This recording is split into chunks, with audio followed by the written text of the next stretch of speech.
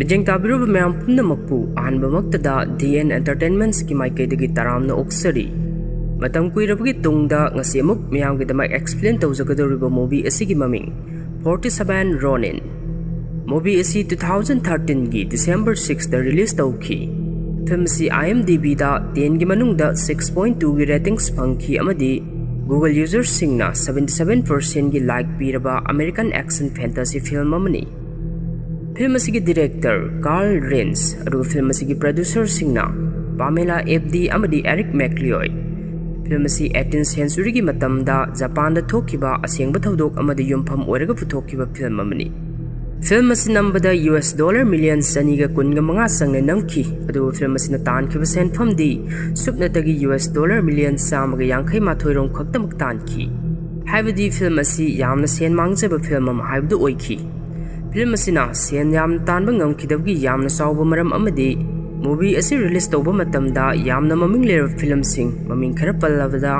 Frozen, Hobbit amadi Hunger Game na sing asi release tawbagi matamga phangjinaki. Maram asina mayam asiga competition tawbada khara wabadagi sen tanba ingam ngamkide. Aduba sen mangba film amuk oizersu film asi aduki matik phajaba maming satpa film amadi oiki. Film asi Japan gi lebak amakhaki warini lebak adugi ningthau adubu fattaba yumlonaba ningthau amana lautunraga hatkibadagi magi lehoriba samurai nifuga taret aduna yamna wana hotnaduna laman khungkiba amadi achungbagi damak thauna fana makhoigi mathoi fawba thadokkiba adu film asida mayak sengna utli. Film asida maruiba saktam langliba mioi khargi maming pallawada film asigi main character Kai gi saktam da maming leiraba actor mayamna John Wick haragani hena khangnariba Keanu Reeves, Yoshio Oishi gi saktam da Hiroyuki Sanada. Film asigi main villain Lord Kira gi saktam da Tadanobu Asano, Mika gi saktam da Ko Shibasaki, Lord Asano gi saktam da Min Tenaka aduga Mizuki hairaba wits asigi saktam dana Rinko Kikuchi.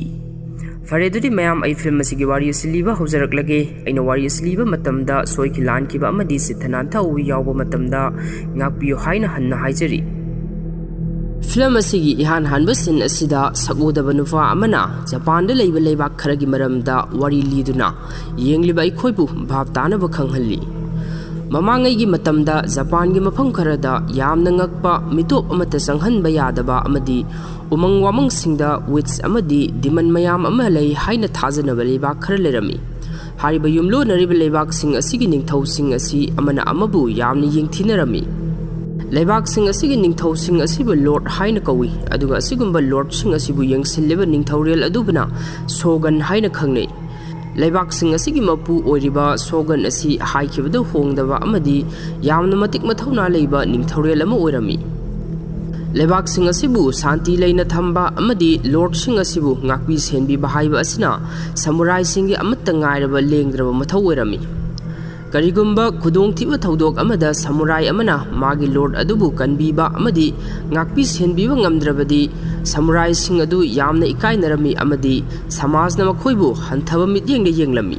Asigumba makhoigi Lord sing leidraba samurai sing asibu Ronin haina khangnarami. Wari asi asigumba Ronin nifuga taret ki wari ni makhoigi wari asina Japan pumbu prithibida masak takli.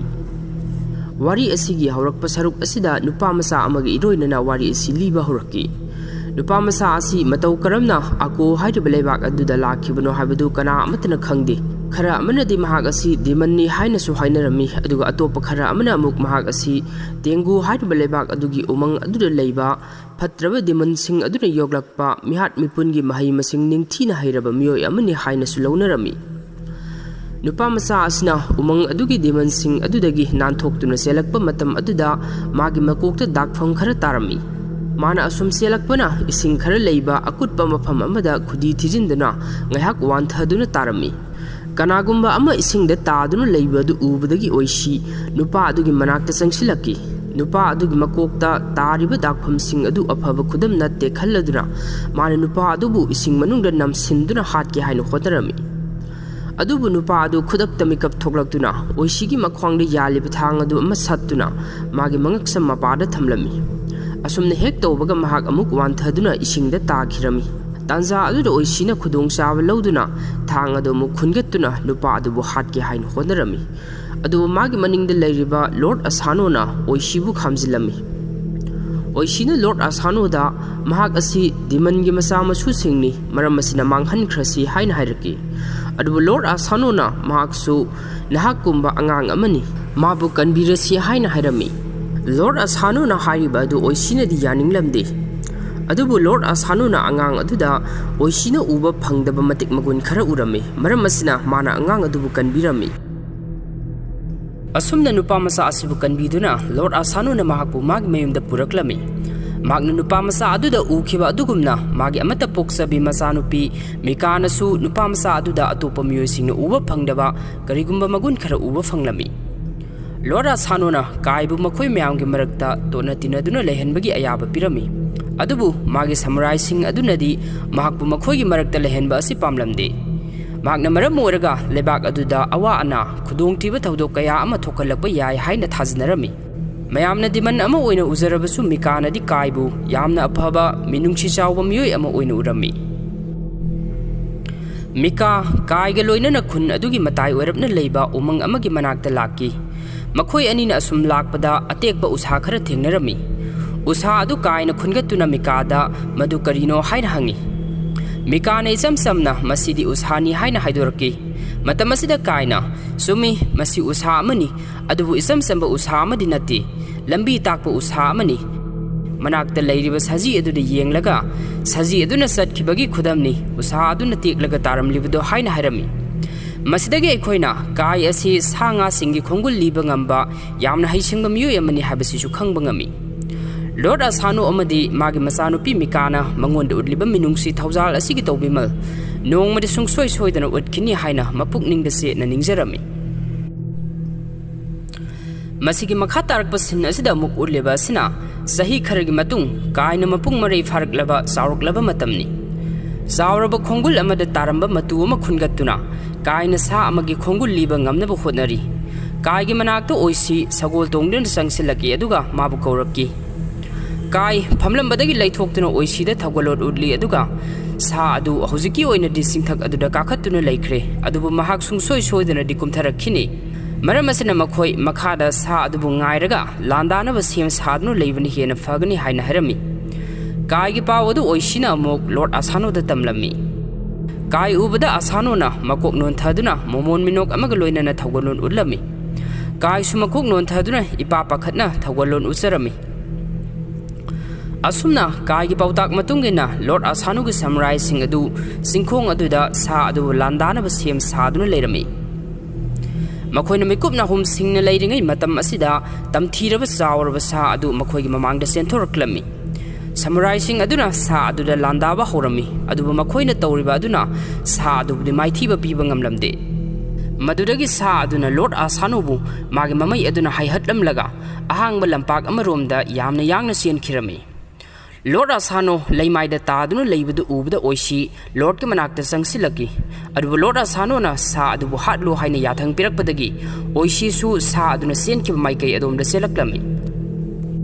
ꯂꯣꯔꯗ ꯑꯁꯥꯅꯣꯅ ꯂꯩꯃꯥꯏꯗ ꯇꯥꯗꯨꯅ ꯂꯩꯔꯤꯉꯩ ꯃꯇꯝ ꯑꯁꯤꯗ ꯑꯉꯧꯕ ꯃꯆꯨꯒꯤ ꯂꯝꯍꯨꯏ, ꯃꯃꯤꯠ ꯑꯃꯅ ꯅꯥꯄꯨ ꯃꯆꯨ ꯑꯣꯏꯕ ꯑꯗꯨꯒ ꯃꯃꯤꯠ ꯑꯃꯅ ꯍꯤꯒꯣꯛ ꯃꯆꯨ ꯑꯣꯏꯕ ꯂꯝꯍꯨꯏ ꯃꯆꯥ ꯑꯁꯤ ꯊꯣꯛꯂꯛꯇꯨꯅ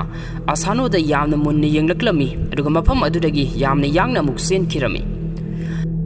ꯁꯃꯨꯔꯥꯏ ꯃꯌꯥꯝ ꯆꯪꯗꯨꯅ ꯑꯍꯥꯡꯕ ꯂꯝꯄꯥꯛ ꯑꯗꯨꯗ ꯁꯥ ꯑꯗꯨꯕꯨ ꯇꯥꯟꯅꯗꯨꯅ ꯀꯣꯏꯁꯤꯜꯂꯝꯃꯤ꯫ ꯃꯈꯣꯏꯅ ꯁꯥ ꯑꯗꯨꯕꯨ ꯍꯥꯠꯅꯕ ꯌꯥꯝꯅ ꯀꯟꯅ ꯍꯣꯠꯅꯔꯝꯃꯤ, ꯑꯗꯨꯕꯨ ꯁꯥ ꯑꯗꯨ ꯌꯥꯝꯅ ꯃꯄꯥꯡꯒꯜ ꯀꯟꯕ ꯑꯃꯗꯤ ꯆꯥꯎꯕ ꯍꯦꯟꯃꯟꯈꯤꯕꯅ ꯃꯈꯣꯏꯅ ꯂꯥꯛꯁꯤꯟꯕ ꯉꯝꯂꯝꯗꯦ꯫ ꯁꯥ ꯑꯗꯨꯒꯤ ꯆꯥꯎꯔꯕ ꯃꯁꯤ ꯑꯃꯗꯤ ꯃꯥꯒꯤ ꯁꯥꯡꯂꯕ ꯃꯃꯩ ꯑꯗꯨꯅ ꯀꯣꯠ ꯀꯣꯠꯇꯨꯅ ꯃꯈꯣꯏꯕꯨ ꯂꯣꯏꯅ ꯂꯪꯊꯣꯔꯛꯂꯝꯃꯤ꯫ ꯑꯁꯨꯝꯅ ꯁꯥ ꯑꯗꯨꯅ ꯃꯈꯣꯏꯕꯨ ꯃꯥꯏꯊꯤꯕ ꯄꯤꯔꯝꯂꯕ ꯃꯇꯨꯡ ꯁꯥ ꯑꯗꯨ ꯎꯃꯪꯂꯣꯝꯗ ꯑꯃꯨꯛ ꯆꯦꯟꯁꯤꯟꯈꯤꯔꯝꯃꯤ꯫ ꯌꯥꯁꯨꯅꯣ ꯁꯥ ꯑꯗꯨꯅ ꯆꯦꯟꯈ꯭ꯔꯤꯕ ꯃꯥꯏꯀꯩ ꯑꯗꯨꯗ ꯃꯍꯥꯛꯁꯨ ꯁꯒꯣꯜ ꯇꯣꯡꯗꯨꯅ ꯌꯥꯝꯅ ꯌꯥꯡꯅ ꯆꯪꯁꯤꯜꯂꯛꯈꯤ꯫ ꯃꯇꯝ ꯑꯁꯤꯗ ꯀꯥꯏꯁꯨ ꯁꯥ ꯑꯗꯨꯒꯤ ꯃꯇꯨꯡ ꯏꯟꯅꯗꯨꯅ ꯃꯍꯥꯛꯁꯨ ꯁꯒꯣꯜ ꯇꯣꯡꯗꯨꯅ ꯊꯧꯖꯤꯜꯂꯛꯈꯤ꯫ ꯌꯥꯁꯨꯅꯣꯅ ꯁꯥ ꯑꯗꯨꯒꯤ ꯃꯇꯨꯡꯗ ꯇꯥꯟꯅꯗꯨꯅ ꯁꯥ ꯑꯗꯨꯕꯨ ꯊꯥꯡꯅ ꯌꯥꯟꯒꯦ ꯍꯥꯏꯅ ꯇꯧꯔꯝꯃꯤ, ꯑꯗꯨꯕꯨ ꯁꯥ ꯑꯗꯨꯅ ꯊꯦꯡꯂꯛꯄꯗ ꯌꯥꯁꯨꯅꯣ ꯁꯒꯣꯜꯗꯒꯤ ꯑꯣꯟꯊꯗꯨꯅ ꯂꯩꯃꯥꯏꯗ ꯇꯥꯔꯝꯃꯤ꯫ ꯃꯗꯨꯗꯒꯤ ꯁꯥ ꯑꯗꯨ ꯆꯦꯟꯕ ꯈꯪꯂꯦꯞ ꯂꯦꯞꯈꯤꯔꯝꯃꯤ, ꯑꯗꯨꯒ ꯇꯥꯗꯨꯅ ꯂꯩꯔꯤꯕ ꯌꯥꯁꯨꯅꯣꯒꯤ ꯃꯥꯏꯀꯩ ꯇꯝꯅ ꯃꯃꯤꯠ ꯈꯥꯅ ꯌꯦꯡꯂꯛꯂꯝꯃꯤ꯫ ꯌꯥꯁꯨꯅꯣ ꯃꯁꯥ ꯑꯗꯨ ꯄꯥꯈꯠꯄꯅ ꯂꯣꯏꯈ꯭ꯔꯦ, ꯃꯍꯥꯛꯀꯤ ꯑꯔꯣꯏꯕ ꯃꯤꯀꯨꯞ ꯂꯥꯛꯂꯦ ꯍꯥꯏꯅ ꯈꯟꯖꯔꯝꯃꯤ꯫ ꯑꯁꯨꯝꯅ ꯃꯈꯣꯏ ꯑꯅꯤꯅ ꯇꯧꯅꯔꯤꯕ ꯃꯑꯣꯡ ꯑꯗꯨ ꯃꯅꯥꯛꯇ ꯂꯦꯞꯂꯤꯕ ꯀꯥꯏꯅ ꯂꯦꯞꯇꯨꯅ ꯌꯦꯡꯗꯨꯅ ꯂꯩꯔꯝꯃꯤ꯫ ꯌꯥꯁꯨꯅꯣꯒꯤ ꯃꯅꯥꯛꯇꯒꯤ ꯈꯔ ꯆꯠꯊꯣꯛꯂꯒ ꯇꯥꯔꯤꯕ ꯃꯥꯒꯤ ꯊꯥꯡꯁꯥꯡ ꯑꯗꯨꯁꯨ ꯎꯔꯝꯃꯤ꯫ ꯈꯨꯗꯛ ꯑꯗꯨꯗ ꯁꯥ ꯑꯗꯨꯅ ꯌꯥꯁꯨꯅꯣꯕꯨ ꯍꯥꯠꯂꯒꯦ ꯍꯥꯏꯕꯒꯤ ꯃꯇꯥꯒꯨꯝ ꯃꯥꯒꯤ ꯃꯅꯥꯛꯇꯝꯅ ꯌꯥꯝꯅ ꯌꯥꯡꯅ ꯆꯦꯟꯁꯤꯜꯂꯛꯈꯤ꯫ ꯁꯥ ꯑꯗꯨꯅ ꯍꯦꯛ ꯆꯦꯟꯁꯤꯜꯂꯛꯄꯒ ꯀꯥꯏꯁꯨ ꯊꯥꯡ ꯑꯗꯨꯅ ꯇꯥꯔꯤꯕ ꯃꯐꯝ ꯑꯗꯨꯗ ꯌꯥꯝꯅ ꯌꯥꯡꯅ ꯆꯦꯟꯁꯤꯜꯂꯝꯃꯤ ꯑꯗꯨꯒ ꯊꯥꯡ ꯑꯗꯨꯕꯨ ꯈꯨꯟꯒꯠꯂꯝꯃꯤ꯫ ꯇꯝꯊꯤꯔꯕ ꯁꯥ ꯑꯗꯨꯅ ꯌꯥꯁꯨꯅꯣ ꯇꯝꯅ ꯆꯦꯟꯁꯤꯜꯂꯛꯄꯗ ꯀꯥꯏꯅ ꯂꯩꯃꯥꯏꯗ ꯂꯨꯛꯊꯗꯨꯅ ꯂꯩꯔꯒ ꯁꯥ ꯑꯗꯨꯒꯤ ꯃꯊꯕꯥꯛ ꯑꯗꯨꯗ ꯃꯥꯒꯤ ꯊꯥꯡ ꯑꯗꯨꯅ ꯊꯨꯝꯅꯕ ꯊꯤꯟꯖꯤꯜꯂꯝꯃꯤ꯫ ꯃꯗꯨꯗꯒꯤ ꯁꯥ ꯑꯗꯨ ꯈꯨꯗꯛ ꯑꯗꯨꯗ ꯃꯐꯝ ꯑꯗꯨꯗ ꯁꯤꯗꯨꯅ ꯇꯥꯔꯦ꯫ ꯀꯥꯏꯅ ꯈꯨꯗꯛ ꯀꯨꯟꯗꯨꯅ ꯃꯥꯅ ꯄꯥꯏꯔꯤꯕ ꯊꯥꯡ ꯑꯗꯨ ꯌꯥꯁꯨꯅꯣꯗ ꯁꯤꯟꯅꯔꯝꯃꯤ꯫ ꯌꯥꯁꯨꯅꯣꯅ ꯀꯥꯏꯗ ꯃꯨꯟꯅ ꯌꯦꯡꯂꯒ ꯅꯪꯒꯨꯝꯕ ꯃꯤꯑꯣꯏ ꯑꯃꯅ ꯑꯩꯒꯤ ꯊꯋꯥꯏ ꯀꯟꯕꯤꯕꯕꯨꯗꯤ ꯁꯥ ꯑꯁꯤꯅ ꯍꯥꯠꯂꯒ ꯁꯤꯈꯤꯕꯅ ꯍꯦꯟꯅ ꯐꯩ ꯍꯥꯏꯅ ꯍꯥꯏꯔꯝꯃꯤ꯫ ꯑꯁꯨꯝꯅ ꯃꯈꯣꯏ ꯑꯅꯤꯅ ꯇꯧꯅꯔꯤꯉꯩ ꯇꯥꯟꯖꯥ ꯑꯁꯤꯗ ꯂꯣꯔꯗ ꯑꯁꯥꯅꯣ ꯑꯣꯏꯁꯤꯒ ꯂꯣꯏꯅꯅ ꯃꯐꯝ ꯑꯗꯨꯗ ꯁꯒꯣꯜ ꯇꯣꯡꯗꯨꯅ ꯆꯪꯁꯤꯜꯂꯛꯈꯤ꯫ ꯃꯈꯣꯏ ꯆꯪꯁꯤꯜꯂꯛꯄ ꯎꯕꯗ ꯀꯥꯏ ꯌꯥꯁꯨꯅꯣꯒꯤ ꯃꯅꯤꯡꯗ ꯇꯨꯃꯤꯟꯅ ꯂꯩꯁꯤꯟꯗꯨꯅ ꯂꯦꯞꯇꯨꯅ ꯂꯩ꯫ ꯁꯥ ꯑꯗꯨ ꯃꯥꯏꯊꯤꯕ ꯄꯤꯔꯦ ꯈꯜꯂꯨꯕꯗ ꯂꯣꯔꯗ ꯑꯁꯥꯅꯣ ꯌꯥꯝꯅ ꯅꯨꯡꯉꯥꯏꯖꯔꯝꯃꯤ꯫ ꯃꯍꯥꯛꯅ ꯁꯥ ꯑꯗꯨ ꯌꯥꯁꯨꯅꯣꯅ ꯍꯥꯠꯄꯅꯤ ꯍꯥꯏꯅ ꯈꯜꯂꯝꯃꯤ꯫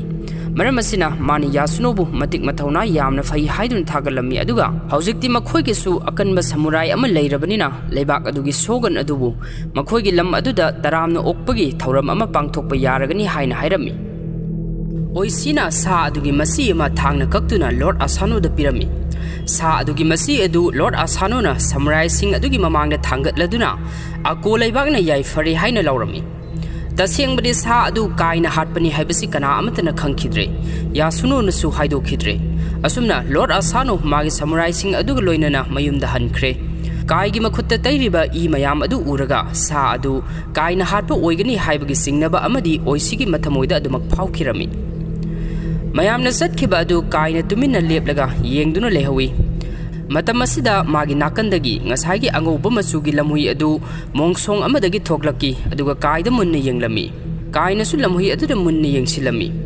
ꯃꯗꯨꯗꯒꯤ ꯂꯝꯍꯨꯏ ꯑꯗꯨ ꯃꯐꯝ ꯑꯗꯨꯗꯒꯤ ꯌꯥꯝꯅ ꯌꯥꯡꯅ ꯑꯃꯨꯛ ꯆꯦꯟꯈꯤꯔꯝꯃꯤ꯫ ꯃꯁꯤꯒꯤ ꯃꯈꯥ ꯇꯥꯔꯛꯄ ꯁꯤꯟ ꯑꯁꯤꯗ ꯑꯃꯨꯛ ꯎꯠꯂꯤꯕ ꯑꯁꯤꯅ ꯅꯥꯒꯥꯇꯣ ꯍꯥꯏꯔꯤꯕ ꯑꯀꯣꯒ ꯊꯪꯅꯕ ꯂꯩꯕꯥꯛ ꯑꯗꯨꯗꯅꯤ꯫ ꯃꯐꯝ ꯑꯁꯤꯗ ꯑꯩꯈꯣꯏꯅ ꯎꯔꯤꯕ ꯅꯨꯄꯥ ꯑꯁꯤꯒꯤ ꯃꯃꯤꯡꯅ ꯀꯤꯔꯥ ꯍꯥꯏꯅ ꯀꯧꯏ꯫ ꯃꯍꯥꯛ ꯑꯁꯤ ꯅꯥꯒꯥꯇꯣ ꯍꯥꯏꯔꯤꯕ ꯂꯩꯕꯥꯛ ꯑꯁꯤꯒꯤ ꯂꯣꯔꯗ ꯑꯃꯅꯤ꯫ ꯀꯤꯔꯥ ꯃꯥꯒꯤ ꯀꯥ ꯑꯗꯨꯗ ꯆꯪꯁꯤꯜꯂꯛꯈꯤ ꯑꯗꯨꯒ ꯂꯩꯔꯝꯕ ꯃꯥꯒꯤ ꯃꯤꯅꯥꯏ ꯈꯨꯗꯤꯡꯃꯛ ꯃꯄꯥꯟꯗ ꯂꯣꯏꯅ ꯊꯣꯛꯍꯟꯈꯤꯔꯝꯃꯤ꯫ ꯃꯐꯝ ꯑꯁꯤꯗꯁꯨ ꯉꯁꯥꯏ ꯑꯩꯈꯣꯏꯅ ꯎꯈꯤꯕ ꯂꯝꯍꯨꯏ ꯑꯉꯧꯕ ꯑꯗු ꯀꯤꯔꯥꯒꯤ ꯃꯅꯥꯛꯇꯝꯅ ꯆꯪꯁꯤꯜꯂꯛꯈꯤ꯫ ꯂꯝꯍꯨꯏ ꯑꯁꯤ ꯑꯁꯨꯝ ꯆꯪꯁꯤꯜꯂꯛꯄꯗ ꯅꯨꯄꯤ ꯑꯃꯒꯤ ꯁꯛꯇꯝꯗ ꯑꯃꯨꯛ ꯑꯣꯜꯂꯛꯂꯝꯃꯤ꯫ ꯅꯨꯄꯤ ꯑꯁꯤ ꯂꯣꯔꯗ ꯀꯤꯔꯥꯒꯤ ꯋꯤꯠꯁ ꯅꯨꯄꯤ ꯑꯃꯅꯤ ꯑꯗꯨꯒ ꯃꯍꯥꯛꯀꯤ ꯃꯃꯤꯡꯅ ꯃꯤꯖꯨꯀꯤ ꯍꯥꯏꯅ ꯀꯧꯏ꯫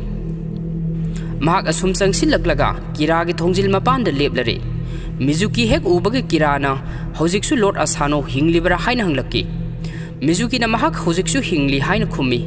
ꯃꯤꯖꯨꯀꯤꯒꯤ ꯄꯥꯎꯈꯨꯝ ꯇꯥꯕꯗ ꯀꯤꯔꯥ ꯂꯩꯊꯣꯛꯇꯨꯅ ꯆꯠꯈꯤ꯫ ꯁꯣꯝꯗꯅ ꯑꯃꯨꯛ ꯃꯤꯀꯥ ꯃꯥꯒꯤ ꯃꯅꯥꯏꯁꯤꯡ ꯑꯗꯨꯒ ꯂꯣꯏꯅꯅ ꯂꯩꯕꯥꯛ ꯑꯗꯨꯒꯤ ꯁꯣꯒꯟ ꯑꯗꯨꯕꯨ ꯇꯔꯥꯝꯅ ꯑꯣꯛꯄꯒꯤ ꯊꯧꯔꯝ ꯑꯗꯨꯒꯤ ꯃꯔꯝꯗ ꯋꯥ ꯇꯥꯟꯅꯗꯨꯅ ꯂꯩꯔꯤ꯫ ꯃꯇꯝ ꯑꯁꯤꯗ ꯑꯣꯏꯁꯤꯒꯤ ꯃꯆꯥꯅꯨꯄꯥ ꯁꯤꯀꯥꯔꯥ ꯃꯤꯀꯥꯒꯤ ꯃꯅꯥꯛꯇ ꯆꯪꯁꯤꯜꯂꯛꯈꯤ ꯑꯗꯨꯒ ꯂꯣꯔꯗ ꯑꯁꯥꯅꯣ ꯃꯥꯏ ꯄꯥꯛꯅ ꯍꯜꯂꯛꯂꯦ ꯍꯥꯏꯅ ꯇꯝꯂꯝꯃꯤ꯫ ꯁꯤꯀꯥꯔꯥꯒꯤ ꯋꯥ ꯑꯗꯨ ꯇꯥꯕꯗ ꯃꯤꯀꯥ ꯍꯔꯥꯎꯕꯒ ꯂꯣꯏꯅꯅ ꯃꯥꯒꯤ ꯃꯅꯥꯏ ꯃꯁꯦꯜꯁꯤꯡ ꯑꯗꯨꯒ ꯂꯣꯏꯅꯅ ꯃꯄꯥꯕꯨꯡꯕꯨ ꯑꯣꯛꯄ ꯊꯣꯛꯂꯛꯂꯝꯃꯤ꯫ ꯃꯤꯀꯥꯅ ꯂꯣꯔꯗ ꯑꯁꯥꯅꯣꯗ ꯃꯇꯝ ꯀꯨꯏꯅ ꯍꯜꯂꯛꯇꯕ ꯑꯗꯨꯗ ꯃꯥꯗꯤ ꯄꯥꯈꯠꯂꯨꯔꯦ ꯍꯥꯏꯅ ꯍꯥꯏꯖꯔꯝꯃꯤ꯫ ꯂꯣꯔꯗ ꯑꯁꯥꯅꯣꯅ ꯑꯃꯨꯛ ꯃꯈꯣꯏꯅ ꯈꯜꯂꯝꯕ ꯃꯇꯝ ꯑꯗꯨꯗꯒꯤ ꯍꯦꯟꯅ ꯆꯪꯊꯣꯛꯈ꯭ꯔꯦ ꯑꯗꯨ ꯌꯥꯁꯨꯅꯣꯅ ꯊꯧꯅꯥ ꯐꯅ ꯁꯥ ꯑꯗꯨ ꯍꯥꯠꯈ꯭ꯔꯦ ꯍꯥꯏꯅ ꯌꯥꯁꯨꯅꯣꯕꯨ ꯊꯥꯒꯠꯂꯝꯃꯤ꯫ ꯑꯁꯨꯝꯅ ꯃꯥꯅ ꯌꯥꯁꯨꯅꯣꯗ ꯊꯥꯒꯠ ꯋꯥꯍꯩ ꯍꯥꯏꯔꯛꯄ ꯑꯁꯤꯗ ꯌꯥꯁꯨꯅꯣ ꯃꯁꯥꯗ ꯏꯍꯩ ꯍꯩꯅꯗꯕꯒꯤ ꯃꯑꯣꯡ ꯏꯀꯥꯏꯕꯒꯤ ꯃꯑꯣꯡ ꯑꯃ ꯎꯠꯂꯛꯂꯝꯃꯤ꯫ ꯃꯗꯨꯗꯒꯤ ꯃꯤꯀꯥꯅ ꯀꯅꯥ ꯑꯃꯠꯇ ꯑꯁꯣꯛ ꯑꯄꯟ ꯌꯥꯎꯔꯛꯇꯕ꯭ꯔꯥ ꯍꯥꯏꯅ ꯍꯪꯂꯝꯃꯤ ꯑꯗꯨꯒ ꯅꯥꯛ ꯌꯦꯠꯇ ꯂꯩꯗꯨꯅ ꯃꯨꯟꯅ ꯀꯅꯥꯅꯣ ꯑꯃ ꯌꯦꯡꯂꯝꯃꯤ꯫ ꯃꯆꯥꯅꯨꯄꯤꯒꯤ ꯃꯇꯧ ꯎꯔꯒ ꯂꯣꯔꯗ ꯑꯁꯥꯅꯣꯅ ꯀꯅꯥꯅꯣ ꯅꯪꯅ ꯌꯦꯡꯂꯕꯗꯣ ꯍꯥꯏꯅ ꯐꯥꯒꯤ ꯇꯧꯔꯝꯂꯒ ꯃꯍꯥꯛ ꯀꯥꯗ ꯆꯪꯈꯤꯔꯝꯃꯤ꯫ ꯃꯄꯥ ꯃꯆꯥ ꯑꯁꯨꯝ ꯆꯪꯂꯛꯄꯗ ꯁꯣꯒꯟ ꯑꯣꯛꯄꯒꯤ ꯊꯧꯔꯝ ꯑꯗꯨꯒꯤ ꯃꯇꯥꯡꯗ ꯋꯥꯔꯤ ꯋꯥꯇꯥꯏ ꯈꯔ ꯁꯥꯟꯅꯔꯝꯃꯤ꯫ ꯃꯤꯀꯥꯅ ꯃꯄꯥꯗ ꯊꯧꯔꯥꯡ ꯄꯨꯝꯅꯃꯛ ꯁꯤꯟꯕ ꯂꯣꯏꯔꯦ ꯃꯥꯅ ꯂꯣꯏꯅ ꯐꯅꯅꯕ ꯁꯤꯜꯂꯦ ꯍꯥꯏꯅ ꯍꯥꯏꯔꯒ ꯃꯦꯞ ꯑꯃ ꯄꯨꯊꯣꯛꯇꯨꯅ ꯇꯥꯛꯂꯝꯃꯤ꯫ ꯃꯆꯥꯅꯨꯄꯤ ꯑꯁꯤꯒꯨꯝꯕ ꯍꯩꯁꯤꯡꯕ ꯑꯁꯤ ꯎꯔꯒ ꯂꯣꯔꯗ ꯑꯁꯥꯅꯣꯅ ꯃꯤꯀꯥꯗ ꯅꯨꯡꯁꯤꯅ ꯌꯦꯡꯂꯒ ꯅꯪꯒꯤ ꯅꯃꯥ ꯑꯗꯨ ꯂꯩꯖꯔꯝꯂꯕꯗꯤ ꯃꯥꯅ ꯅꯪꯒꯤꯗꯃꯛꯇ ꯌꯥꯝꯅ ꯆꯥꯎꯊꯣꯛꯆꯔꯝꯒꯅꯤ ꯍꯥꯏꯅ ꯍꯥꯏꯕꯤꯔꯝꯃꯤ꯫ ꯑꯣꯏꯁꯤꯁꯨ ꯃꯥꯒꯤ ꯀꯥꯗ ꯆꯪꯁꯤꯜꯂꯛꯇꯨꯅ ꯃꯐꯤ ꯃꯔꯣꯜ ꯍꯣꯡꯗꯣꯛꯅ ꯃꯥꯒꯤ ꯅꯨꯄꯤꯒ ꯋꯥꯔꯤ ꯁꯥꯔꯤ꯫ ꯃꯄꯥꯟꯗ ꯈꯨꯠꯂꯥꯏ ꯑꯧꯔꯥꯏꯔꯤꯕ ꯃꯆꯥꯅꯨꯄꯥꯕꯨ ꯌꯦꯡꯂꯒ ꯃꯍꯥꯛ ꯑꯁꯤ ꯃꯇꯝ ꯍꯦꯛ ꯐꯪꯕꯒ ꯈꯨꯠꯂꯥꯏ ꯑꯧꯔꯥꯏꯗꯨꯅꯇ lay ꯃꯍꯥꯛꯁꯨ ꯁꯃꯨꯔꯥꯏ ꯑꯃ ꯑꯣꯏꯕ ꯄꯥꯝꯃꯤ ꯅꯍꯥꯛꯅ ꯑꯌꯥꯕ ꯄꯤꯕ ꯅꯨꯃꯤꯠ ꯑꯗꯨ ꯃꯍꯥꯛꯅ ꯉꯥꯏꯔꯤꯕꯅꯤ ꯍꯥꯏꯅ ꯃꯥꯒꯤ ꯅꯨꯄꯤꯅ ꯑꯣꯏꯁꯤꯗ ꯍꯥꯏꯔꯝꯃꯤ꯫ ꯀꯥꯏ ꯈꯨꯜꯗꯨꯒꯤ ꯃꯇꯥꯏ ꯑꯣꯏꯔꯞꯅ ꯂꯩꯕ ꯃꯥꯒꯤ ꯈꯥꯡꯄꯣꯛ ꯁꯪ ꯃꯆꯥ ꯑꯗꯨꯗ ꯃꯩ ꯍꯧꯗꯨꯅ ꯃꯥꯒꯤ ꯑꯁꯣꯛꯄ ꯑꯗꯨꯕꯨ ꯌꯦꯡꯁꯤꯜꯂꯤ꯫ ꯃꯤꯀꯥꯁꯨ ꯃꯥꯒꯤ ꯀꯥ ꯑꯗꯨꯗ ꯀꯥꯏꯒꯤ ꯋꯥꯈꯜ ꯈꯟꯗꯨꯅ ꯎꯪꯗꯨꯅ ꯂꯩꯔꯤ꯫ ꯃꯅꯥꯏ ꯅꯨꯄꯤ ꯑꯃ ꯃꯥꯒꯤ ꯃꯅꯥꯛꯇ ꯆꯪꯁꯤꯜꯂꯛꯇꯨꯅ ꯀꯥꯏ ꯃꯌꯨꯝꯗ ꯍꯜꯂꯛꯂꯦ ꯍꯥꯏꯅ ꯇꯝꯂꯝꯃꯤ꯫ ꯋꯥꯗꯨ ꯇꯥꯕꯗ ꯃꯤꯀꯥ ꯑꯃꯨꯛ ꯊꯤꯟꯊꯕ ꯇꯧꯗꯅ ꯑꯔꯣꯟꯕ ꯐꯤꯖꯦꯠ ꯁꯦꯠꯇꯨꯅ ꯎꯔꯛ ꯋꯥꯔꯛ ꯐꯥꯎꯗꯨꯅ ꯀꯥꯏꯒꯤ ꯈꯥꯡꯄꯣꯛꯁꯪ ꯑꯗꯨ ꯇꯝꯅ ꯂꯥꯛꯂꯝꯃꯤ꯫ ꯃꯤꯀꯥ ꯊꯣꯡ ꯑꯗꯨ ꯇꯞꯅ ꯍꯥꯡꯗꯣꯛꯇꯨꯅ ꯆꯪꯁꯤꯜꯂꯛꯈꯤ꯫ ꯐꯝꯗꯨꯅ ꯂꯩꯔꯝꯕ ꯀꯥꯏ ꯐꯨꯛ ꯍꯧꯒꯠꯂꯛꯈꯤ ꯑꯗꯨꯒ ꯃꯀꯣꯛ ꯅꯣꯟꯊꯗꯨꯅ ꯃꯤꯀꯥꯗ ꯊꯧꯒꯜꯂꯣꯟ ꯎꯠꯂꯝꯃꯤ꯫ ꯃꯤꯀꯥꯅ ꯃꯈꯥ ꯇꯥꯅ ꯃꯍꯥꯛ ꯁꯥ ꯇꯥꯟꯕ ꯆꯠꯄꯗ ꯁꯣꯛꯂꯦ ꯍꯥꯏꯕ ꯄꯥꯎ ꯇꯥꯏ, ꯀꯌꯥꯝ ꯊꯤꯅ ꯁꯣꯛꯂꯕꯒꯦ ꯍꯥꯏꯅ ꯍꯪꯂꯛꯈꯤ꯫ ꯀꯥꯏꯅ ꯑꯃꯨꯛ ꯀꯔꯤꯁꯨ ꯌꯥꯝꯅ ꯁꯣꯛꯄ ꯅꯠꯇꯦ ꯍꯥꯏꯔꯒ ꯐꯨꯔꯤꯠ ꯑꯗꯨ ꯂꯤꯠꯁꯤꯟꯒꯦ ꯇꯧꯏ꯫ ꯃꯥꯅ ꯐꯨꯔꯤꯠ ꯂꯤꯠꯁꯤꯟꯒꯦ ꯇꯧꯕꯗ ꯃꯅꯪꯒꯟꯗ ꯁꯣꯛꯇꯨꯅ ꯂꯩꯔꯤꯕ ꯑꯗꯨ ꯃꯤꯀꯥꯅ ꯎꯔꯝꯃꯤ꯫ ꯃꯗꯨꯗꯒꯤ ꯃꯤꯀꯥꯅ ꯆꯪꯁꯤꯜꯂꯛꯇꯨꯅ ꯀꯥꯏꯕꯨ ꯐꯥꯟ ꯑꯃꯗ ꯐꯝꯍꯜꯂꯝꯃꯤ ꯑꯗꯨꯒ ꯃꯥꯒꯤ ꯑꯁꯣꯛꯄ ꯑꯗꯨꯕꯨ ꯑꯁꯦꯡꯕ ꯐꯤ ꯑꯃꯅ ꯅꯥꯟꯊꯣꯛꯄꯤꯔꯝꯃꯤ꯫ ꯑꯁꯨꯝꯅ ꯑꯅꯥꯕ ꯑꯗꯨ ꯌꯦꯡꯅ ꯌꯦꯡꯅ ꯃꯤꯀꯥꯅ ꯋꯥꯔꯤ ꯇꯧꯔꯛꯈꯤ꯫ ꯇꯝꯊꯤꯔꯕ ꯁꯥ ꯑꯗꯨ ꯌꯥꯁꯨꯅꯣꯅ ꯍꯥꯠꯄ ꯅꯠꯇꯦ ꯍꯥꯏꯕ ꯑꯩꯍꯥꯛ ꯈꯪꯏ꯫ ꯑꯩꯒꯤ ꯏꯄꯥꯅ ꯃꯥꯕꯨ ꯃꯌꯥꯝ ꯃꯃꯥꯡꯗ ꯊꯥꯒꯠꯄ ꯐꯣꯡꯗꯣꯛꯄ ꯃꯇꯝ ꯑꯗꯨꯗ ꯃꯥꯒꯤ ꯃꯥꯏꯊꯣꯡꯗ ꯏꯀꯥꯏꯕꯒꯤ ꯃꯃꯤ ꯑꯃ ꯇꯥꯕ ꯎꯏ꯫ ꯅꯪꯅ ꯃꯈꯣꯏꯕꯨ ꯃꯇꯦꯡ ꯄꯥꯡꯅꯕ ꯍꯣꯠꯅꯔꯕꯁꯨ ꯃꯈꯣꯏꯅ ꯅꯪꯕꯨ ꯍꯧꯖꯤꯛꯁꯨ ꯅꯨꯡꯁꯤꯗꯦ, ꯃꯌꯥꯝꯒ ꯃꯥꯟꯅꯅ ꯌꯦꯡꯕ ꯉꯝꯗꯦ ꯍꯥꯏꯅ ꯅꯨꯡꯉꯥꯏꯇꯕꯒꯤ ꯁꯛꯇꯝ ꯑꯃ ꯎꯠꯇꯨꯅ ꯍꯥꯏꯔꯛꯈꯤ꯫ ꯃꯗꯨꯗꯒꯤ ꯀꯥꯏꯅ ꯑꯃꯨꯛ ꯃꯈꯥ ꯇꯥꯔꯛꯈꯤ꯫ ꯅꯪꯒꯤ ꯄꯥꯕꯒꯤ ꯁꯃꯨꯔꯥꯏꯁꯤꯡ ꯑꯗꯨꯅ ꯑꯩꯉꯣꯟꯗꯒꯤ ꯀꯔꯤꯒꯨꯝꯕ ꯃꯈꯜ ꯑꯃꯠꯇꯒꯤ ꯑꯁꯥ ꯑꯃꯠꯇ ꯇꯧꯗꯦ, ꯃꯔꯝ ꯑꯗꯨꯅ ꯃꯈꯣꯏꯅ ꯑꯩꯕꯨ ꯌꯥꯅꯤꯡꯗ꯭ꯔꯤꯕꯅꯤ꯫ ꯃꯤꯀꯥꯅ ꯑꯃꯨꯛ ꯌꯥꯝꯅ ꯅꯨꯡꯉꯥꯏꯇꯅ ꯃꯗꯨꯔ ꯅꯪꯅ ꯄꯥꯝꯂꯤꯕꯁꯦ ꯍꯥꯏꯅ ꯍꯪꯂꯛꯈꯤ꯫ ꯀꯥꯏꯅ ꯑꯃꯨꯛ ꯑꯩꯅ ꯃꯗꯨ ꯄꯥꯝꯕ ꯄꯥꯝꯗꯕꯒꯤ ꯋꯥ ꯅꯠꯇꯦ, ꯑꯩꯅ ꯈꯪꯖꯕꯁꯤꯡꯗꯨ ꯍꯥꯏꯕꯅꯤ ꯍꯥꯏꯅ ꯈꯨꯝꯂꯛꯈꯤ꯫ ꯑꯁꯨꯝ ꯋꯥꯔꯤ ꯁꯥꯟꯅꯔꯝꯕꯗꯒꯤ ꯀꯥꯏꯅ ꯃꯤꯀꯥꯗ ꯃꯐꯝ ꯑꯗꯨ ꯃꯍꯥꯛꯀꯤ ꯃꯐꯝ ꯅꯠꯇꯦ, ꯃꯍꯥꯛ ꯍꯟꯈ꯭ꯔꯣ ꯍꯥꯏꯅ ꯍꯥꯏꯔꯛꯈꯤ꯫ ꯃꯇꯝ ꯑꯁꯤꯗ ꯃꯤꯀꯥꯅ ꯀꯥꯏꯗ ꯃꯨꯟꯅ ꯌꯦꯡꯂꯒ ꯃꯍꯥꯛ ꯃꯥꯕꯨ ꯅꯨꯡꯁꯤꯗ꯭ꯔꯕ꯭ꯔꯥ ꯍꯥꯏꯅ ꯍꯪꯂꯛꯈꯤ꯫ ꯃꯇꯝ ꯂꯩꯕ ꯈꯤꯕꯤꯛꯇ ꯑꯩꯅ ꯅꯪꯕꯨ ꯅꯨꯡꯁꯤ, ꯑꯗꯨꯕꯨ ꯅꯍꯥꯛꯀꯤꯗꯤ ꯃꯤꯌꯥꯝꯒꯤ ꯏꯖꯠ ꯁꯜꯃꯥꯟ ꯑꯃꯗꯤ ꯊꯥꯛ ꯍꯥꯏꯕ ꯑꯃ ꯂꯩ, ꯅꯍꯥꯛꯀ ꯑꯩꯒꯗꯤ ꯊꯥꯛ ꯌꯥꯝꯅ ꯈꯦꯠꯅꯩ ꯍꯥꯏꯅ ꯍꯥꯏꯔꯛꯈꯤ꯫ ꯀꯥꯏꯒꯤ ꯋꯥꯗꯨ ꯇꯥꯕꯗ ꯃꯤꯀꯥ ꯃꯊ꯭ꯋꯥꯏ ꯅꯨꯡꯉꯥꯏꯇ ꯃꯐꯝ ꯑꯗꯨ ꯊꯥꯗꯣꯛꯇꯨꯅ ꯍꯟꯈꯤꯔꯝꯃꯤ꯫ ꯅꯨꯃꯤꯠ ꯑꯗꯨꯒꯤ ꯅꯨꯃꯤꯗꯥꯡꯒꯤ ꯃꯇꯝꯗ ꯂꯩꯕꯥꯛ ꯑꯗꯨꯒꯤ ꯅꯤꯡꯊꯧꯔꯦꯜ ꯁꯣꯒꯟ ꯇꯣꯀꯨꯒꯥꯋꯥ ꯑꯀꯣꯒꯤ ꯈꯨꯜ ꯑꯗꯨꯗ ꯊꯨꯡꯂꯝꯃꯤ꯫ ꯂꯣꯔꯗ ꯑꯁꯥꯅꯣ ꯑꯃꯗꯤ ꯃꯥꯒꯤ ꯃꯅꯥꯏ ꯃꯁꯦꯜ ꯃꯌꯥꯝ ꯑꯃꯒ ꯂꯣꯏꯅꯅ ꯇꯣꯀꯨꯒꯥꯋꯥꯕꯨ ꯇꯔꯥꯝꯅ ꯑꯣꯛꯂꯝꯃꯤ꯫ ꯇꯣꯀꯨꯒꯥꯋꯥꯅ ꯃꯈꯥ ꯇꯥꯅ ꯍꯌꯦꯡ ꯄꯥꯡꯊꯣꯛꯀꯗꯧꯔꯤꯕ ꯇꯣꯔꯅꯥꯃꯦꯟ ꯑꯗꯨ ꯅꯤꯡꯊꯤꯅ ꯄꯥꯡꯊꯣꯛꯀꯅꯤ ꯍꯥꯏꯅ ꯑꯁꯥ ꯇꯧꯏ ꯍꯥꯏꯅ ꯍꯥꯏꯔꯝꯃꯤ꯫ ꯁꯣꯒꯟ ꯇꯣꯀꯨꯒꯥꯋꯥꯒꯤ ꯂꯥꯛꯂꯤꯕ ꯃꯤꯅꯥꯏ ꯅꯨꯄꯤꯁꯤꯡ ꯑꯗꯨꯒꯤ ꯃꯔꯛꯇ ꯂꯣꯔꯗ ꯀꯤꯔꯥꯒꯤ ꯋꯤꯠꯆ ꯃꯤꯖꯨꯀꯤꯁꯨ ꯌꯥꯎꯔꯛꯂꯝꯃꯤ꯫ ꯃꯌꯥꯝ ꯑꯗꯨꯕꯨ ꯇꯨꯃꯤꯟꯅ ꯅꯥꯀꯟ ꯑꯃꯗꯒꯤ ꯌꯦꯡꯂꯤꯕ ꯀꯥꯏꯅ ꯅꯨꯄꯤ ꯑꯗꯨꯕꯨ ꯎꯔꯝꯃꯤ꯫ ꯅꯨꯄꯤ ꯑꯗꯨꯒꯤ ꯃꯃꯤꯠ ꯑꯅꯤꯗꯨ ꯎꯔꯒ ꯃꯥꯅ ꯁꯥ ꯇꯥꯟꯕ ꯆꯠꯄꯗ ꯎꯃꯪꯗ ꯎꯈꯤꯕ ꯑꯉꯧꯕ ꯃꯆꯨꯒꯤ ꯂꯝꯍꯨꯏ ꯑꯗꯨ ꯅꯤꯡꯁꯤꯡꯂꯛꯂꯝꯃꯤ꯫ ꯃꯌꯥꯝ ꯄꯣꯊꯥꯕ ꯆꯪꯅꯈ꯭ꯔꯕ ꯃꯇꯝꯗ ꯀꯥꯏ ꯁꯃꯨꯔꯥꯏꯁꯤꯡꯒꯤ ꯂꯨꯆꯤꯡ ꯄꯨꯔꯦꯜ ꯑꯣꯏꯔꯤꯕ ꯑꯣꯏꯁꯤꯒꯤ ꯃꯌꯨꯝꯗ ꯂꯥꯛꯂꯝꯃꯤ꯫ ꯑꯣꯏꯁꯤꯅ ꯀꯥꯏꯗ ꯃꯍꯥꯛ ꯃꯥꯒꯤ ꯃꯌꯨꯝ ꯑꯗꯨꯗ ꯀꯔꯤ ꯇꯧꯕ ꯂꯥꯛꯂꯤꯕꯅꯣ ꯍꯥꯏꯅ ꯍꯪꯂꯛꯈꯤ꯫ ꯃꯍꯥꯛꯅ ꯎꯃꯪꯗ ꯊꯦꯡꯅꯈꯤꯕ ꯑꯉꯧꯕ ꯃꯆꯨꯒꯤ ꯂꯝꯍꯨꯏ ꯑꯗꯨ ꯋꯤꯠꯆ ꯑꯃꯅꯤ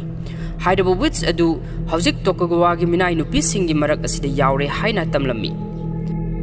ꯃꯇꯝ ꯑꯁꯤꯗ ꯑꯣꯏꯁꯤ ꯀꯥꯏꯒꯤ ꯃꯅꯥꯛꯇ ꯆꯪꯁꯤꯜꯂꯛꯈꯤ ꯑꯗꯨꯒ ꯍꯥꯏꯔꯛꯈꯤ꯫ ꯗꯤꯃꯟ ꯈꯛꯇꯅ ꯃꯤ ꯑꯃꯕꯨ ꯋꯤꯠꯆꯅꯤ ꯍꯥꯏꯕꯁꯤ ꯍꯥꯏꯕ ꯉꯝꯃꯤ, ꯅꯍꯥꯛꯄꯨ ꯗꯤꯃꯟꯂ ꯍꯥꯏꯅ ꯍꯪꯂꯛꯈꯤ꯫ ꯀꯥꯏꯅ ꯃꯍꯥꯛꯇꯤ ꯗꯤꯃꯟ ꯅꯠꯇꯦ ꯍꯥꯏꯅ ꯈꯨꯝꯃꯤ꯫ ꯃꯗꯨꯗꯒꯤ ꯑꯣꯏꯁꯤꯅ ꯑꯃꯨꯛ ꯃꯈꯥ ꯇꯥꯔꯛꯈꯤ꯫ ꯅꯍꯥꯛ ꯗꯤꯃꯟ ꯅꯠꯇ꯭ꯔꯕꯗꯤ ꯅꯨꯄꯤ ꯑꯗꯨ ꯋꯤꯠꯆꯅꯤ ꯍꯥꯏꯕ ꯀꯔꯝꯅ ꯈꯪꯂꯤꯕꯅꯣ? ꯅꯨꯄꯤ ꯑꯗꯨꯒꯤ ꯐꯖꯕ ꯑꯗꯨꯅ ꯅꯪꯒꯤ ꯄꯨꯛꯅꯤꯡꯕꯨ ꯁꯨꯝꯍꯠꯄ ꯁꯣꯏꯗꯅ ꯑꯣꯏꯔꯝꯒꯅꯤ ꯍꯥꯏꯅ ꯍꯥꯏꯔꯝꯂꯒ ꯃꯍꯥꯛ ꯆꯪꯈꯤꯔꯝꯃꯤ꯫ ꯅꯨꯃꯤꯠ ꯑꯗꯨ ꯍꯧꯈ꯭ꯔꯦ꯫ ꯃꯊꯪꯒꯤ ꯅꯨꯃꯤꯠꯇ ꯇꯣꯔꯅꯥꯃꯦꯟ ꯑꯗꯨ ꯄꯥꯡꯊꯣꯛꯅꯕꯒꯤꯗꯃꯛ ꯁꯦꯝ ꯁꯥꯕ ꯂꯣꯏꯔꯝꯃꯤ꯫ ꯅꯥꯒꯥꯇꯣ ꯂꯩꯕꯥꯛꯀꯤ ꯂꯣꯔꯗ ꯀꯤꯔꯥ ꯂꯣꯔꯗ ꯑꯁꯥꯅꯣꯒꯤ ꯃꯅꯥꯛꯇ ꯃꯍꯥꯛꯄꯨ ꯎꯅꯕ ꯂꯥꯛꯂꯝꯃꯤ꯫ ꯃꯥꯅ ꯇꯣꯔꯅꯥꯃꯦꯟ ꯑꯗꯨ ꯅꯤꯡꯊꯤꯅ ꯄꯥꯡꯊꯣꯛꯀꯅꯤ ꯍꯥꯏꯅ ꯊꯥꯖꯕ ꯊꯝꯂꯤ ꯍꯥꯏꯅ ꯂꯣꯔꯗ ꯑꯁꯥꯅꯣꯗ ꯐꯣꯡꯗꯣꯛꯂꯝꯃꯤ꯫ ꯃꯈꯣꯏ ꯑꯅꯤ ꯑꯁꯨꯝ ꯋꯥꯔꯤ ꯁꯥꯟꯅꯗꯨꯅ ꯂꯥꯛꯃꯤꯟꯅꯕꯗ ꯂꯣꯔꯗ ꯀꯤꯔꯥꯅ ꯃꯈꯣꯏꯒꯤ ꯃꯇꯨꯡ ꯏꯟꯅꯗꯨꯅ ꯂꯥꯛꯂꯤꯕ ꯃꯤꯀꯥꯗ ꯌꯦꯡꯂꯒ ꯃꯍꯥꯛꯀꯤ ꯃꯤꯅꯥꯏ ꯅꯨꯄꯤ ꯑꯁꯤ ꯌꯥꯝꯅ ꯐꯖꯩ ꯍꯥꯏꯅ ꯂꯣꯔꯗ ꯑꯁꯥꯅꯣꯗ ꯍꯥꯏꯔꯛꯈꯤ꯫ ꯋꯥꯗꯨ ꯇꯥꯕꯗ ꯂꯣꯔꯗ ꯑꯁꯥꯅꯣꯅ ꯅꯨꯡꯉꯥꯏꯇꯕꯒꯤ ꯈꯣꯟꯊꯥꯡꯒ ꯂꯣꯏꯅꯅ ꯃꯍꯥꯛ ꯑꯁꯤ ꯃꯤꯅꯥꯏ ꯅꯨꯄꯤ ꯅꯠꯇꯦ, ꯃꯥꯒꯤ ꯃꯆꯥꯅꯨꯄꯤꯅꯤ ꯍꯥꯏꯅ ꯍꯥꯏꯔꯝꯃꯤ꯫ ꯃꯗꯨꯗꯒꯤ ꯂꯣꯔꯗ ꯀꯤꯔꯥꯅ ꯑꯃꯨꯛ ꯃꯍꯥꯛ ꯁꯣꯏꯈ꯭ꯔꯦ, ꯃꯥꯒꯤ ꯊꯧꯒꯜꯂꯣꯟ ꯈꯪꯗꯕ ꯃꯇꯧ ꯑꯗꯨ ꯆꯝꯊꯣꯛꯅꯕꯒꯤꯗꯃꯛ ꯇꯣꯔꯅꯥꯃꯦꯟ ꯌꯦꯡꯕ ꯑꯗꯨꯗ ꯃꯈꯣꯏ ꯑꯅꯤ ꯐꯝꯃꯤꯟꯅꯔꯒ ꯁꯦꯡꯗꯣꯛꯆꯒꯦ ꯍꯥꯏꯅ ꯍꯥꯏꯔꯝꯃꯤ꯫ ꯂꯣꯔꯗ ꯑꯁꯥꯅꯣ ꯋꯥ ꯑꯃꯠꯇ ꯍꯥꯏꯔꯝꯗꯅ ꯇꯨꯃꯤꯟꯅ ꯆꯠꯈꯤꯔꯝꯃꯤ꯫ ꯍꯧꯖꯤꯛ ꯇꯣꯔꯅꯥꯃꯦꯟ ꯑꯁꯤ ꯍꯧꯅꯕꯒꯤꯗꯃꯛ ꯁꯦꯝ ꯁꯥꯕ ꯄꯨꯡꯂꯣꯏ ꯂꯣꯏꯔꯦ꯫ ꯇꯣꯔꯅꯥꯃꯦꯟ ꯇꯧꯐꯝ ꯑꯗꯨꯗ ꯁꯣꯒꯟ ꯇꯣꯀꯨꯒꯥꯋꯥꯒ ꯂꯣꯏꯅꯅ ꯃꯥꯒꯤ ꯂꯥꯟꯃꯤꯁꯤꯡ, ꯂꯣꯔꯗ ꯀꯤꯔꯥꯒꯤ ꯁꯃꯨꯔꯥꯏꯁꯤꯡ ꯑꯃꯗꯤ ꯂꯣꯔꯗ ꯑꯁꯥꯅꯣꯒꯤ ꯁꯃꯨꯔꯥꯏꯁꯤꯡꯁꯨ ꯂꯣꯏꯅ ꯇꯤꯜꯂꯦ꯫ ꯀꯥꯏꯁꯨ ꯃꯁꯤ ꯑꯃꯗ ꯇꯨꯃꯤꯟꯅ ꯂꯦꯞꯇꯨꯅ ꯌꯦꯡꯂꯤ꯫ ꯁꯣꯝꯗꯅ ꯑꯃꯨꯛ ꯐꯤ ꯍꯣꯡꯐꯝ ꯀꯥ ꯑꯗꯨꯗ ꯌꯥꯁꯨꯅꯣ ꯇꯣꯔꯅꯥꯃꯦꯟ ꯑꯗꯨ ꯊꯣꯛꯅꯕꯒꯤꯗꯃꯛ ꯄꯨꯛꯅꯤꯡ ꯂꯩꯇꯥꯅ ꯐꯛ ꯑꯃꯗ ꯐꯝꯗꯨꯅ ꯂꯩꯔꯤ꯫ ꯃꯇꯝ ꯑꯁꯤꯗ ꯂꯣꯔꯗ ꯀꯤꯔꯥꯒꯤ ꯋꯤꯠꯆ ꯑꯗꯨ ꯂꯝꯍꯨꯏ ꯑꯉꯧꯕ ꯑꯗꯨꯒꯤ ꯁꯛꯇꯝ ꯂꯧꯗꯨꯅ ꯃꯐꯝ ꯑꯗꯨꯗ ꯂꯥꯛꯂꯝꯃꯤ ꯑꯗꯨꯒ ꯌꯥꯁꯨꯅꯣꯕꯨ ꯈꯨꯗꯛ ꯑꯗꯨꯗ ꯋꯥꯈꯜ ꯃꯥꯡꯍꯜꯂꯝꯃꯤ꯫ ꯇꯣꯔꯅꯥꯃꯦꯟ ꯇꯧꯐꯝ ꯑꯗꯨꯗ ꯇꯣꯔꯅꯥꯃꯦꯟ ꯑꯗꯨ ꯍꯧꯅꯕꯒꯤꯗꯃꯛ ꯗ꯭ꯔꯝ ꯃꯌꯥꯝ ꯑꯃ ꯊꯤꯟꯕ ꯍꯧꯒꯠꯂꯛꯈꯤ꯫ Mafam aduda wang sauraba hek yengbada akiba pokkadobagi masak oiraba samurai champion ama thokraki. Champion adu ubada mayam adu mamit mana sap yungduna yengnarami. Mikana mapada samurai adu kanano haina hanglami. Magi wadu taraga manakta phamliba Lord Kirana. Samurai asi magi fighter ni champion ni magi mapagi samurai champion adusu mangundagi hena noptaba ama soidana thoklakani haina asa tawi haina karimna duna hairaki. Yasuno tournament mafam aduda thoklak bandaba aduda Sikarana mabu kauthokpa sangsilaki. Aduba mana sangsilakpada Yasuno na gyan mangduna mamit mana iwon onkhatuna leimaida tharu onduna leibudu urami. Madurgi mana sangsinduna Yasuno bu konkhatpirami. Mana Yasuno bu kaubagi makhol tabada kaisu makhoi ani ke manakta sangsilaki. Mana Yasuno bu hek yengbada tawriba thawong adu wits aduna tawhanbani haiba khanglami. Kaina Sikarada pau asimaki mapada tamlusi hain hairami. Adubu Sikarana hauzik madugi matam laitre. Tournament asi haugadoba mikup kharada ngaire hain hairaki. Tournament asida saruk yagadoba Yasuno na gyan mangduna laikhrabanina hauzik kanana tournament asi thokani karigumba thoktaba taragadi akole baki mingchathiba soidana oigani haina makhoi ani khanarami. Maduragi kaina magi manakte yaliba samurai gi phizol adu uraklami. Asomdana Lord Asano ki tournament aduda saruk yagadoba samurai adu thoklakpa ngaibada wanare. Shogun Tokugawa gi minai amana Lord Asano da magi fighter adu thoklakhiroidra haina hanglakki. Asumna haina ringai tanja asida Lord Asano gi samurai adu thoklami. Thoklaklaroidra haina pakhatnaramba Lord Asano gi miyosing adu momon minok amaga loinana haraunarami. Adubu mayam adugi marakta Lord Kiragi maithongda nungaitabagi mami ama tariba sei khoida uhalli. Hauzik Lord animakki samurai sing asi thoklaklabanina fight haunabagidamak makhoi gi sanava thangsing makhut sinarami. Champion ani asi hauzik phuna bahukre. Lord Kiragi samurai asina masa wang saw henman kibana Lord Asano gi samurai asidagi hen laksab helami. Adubu Lord Asano gi samurai asisu yamna haisingna zawraba samurai aduga fight torami. Makhoi ani gi fight asi yenglaga Lord Kiradi harawni yengli adubu Lord Asano gi miyosing adudi masa sing adu ipapa khatnari. Lord Asano gi samurai aduna sapu kanna yantharak pathang adu zawraba Lord Kiragi samurai gi makhutna ngakpada thang adu tekhirami. Maduragi wang sauraba samurai aduna safu kanna thindorakpada Asano gi samurai adu paithoktuna tarami. Magna paithoktuna tarakpa aduda magi makokta ublamba helmet adusu makokta gi nathoktuna leimaida ken khirami. Ngasaidagi phunariba samurai adu Yasuno ni haina khanaramba adu kaigi saktam adu ubda mayam adu ingak nakhre. Lord Kiragi samurai aduna kaitamna sangsilaktuna thang adu haigattuna kaibu hatlage haina tawrami. Adubu khudak aduda Shogun Tokugawa na lepo haina laurokpadagi lepkhirami. Shogun masamak mafam adura kumtharakki aduga kaida munna yengladuna nahak samurai ama natte haina hairaki. Madurigi mana samurai aduda kaibu hatlu haina yathang pirami. Matam asida mika mafam adura sensilaktuna kaibu hatpiganu haina haizirami. Lord Asano su Shogun gi manakta sangsilaktuna khudengwak mana lanba ngaktani haina haizirami.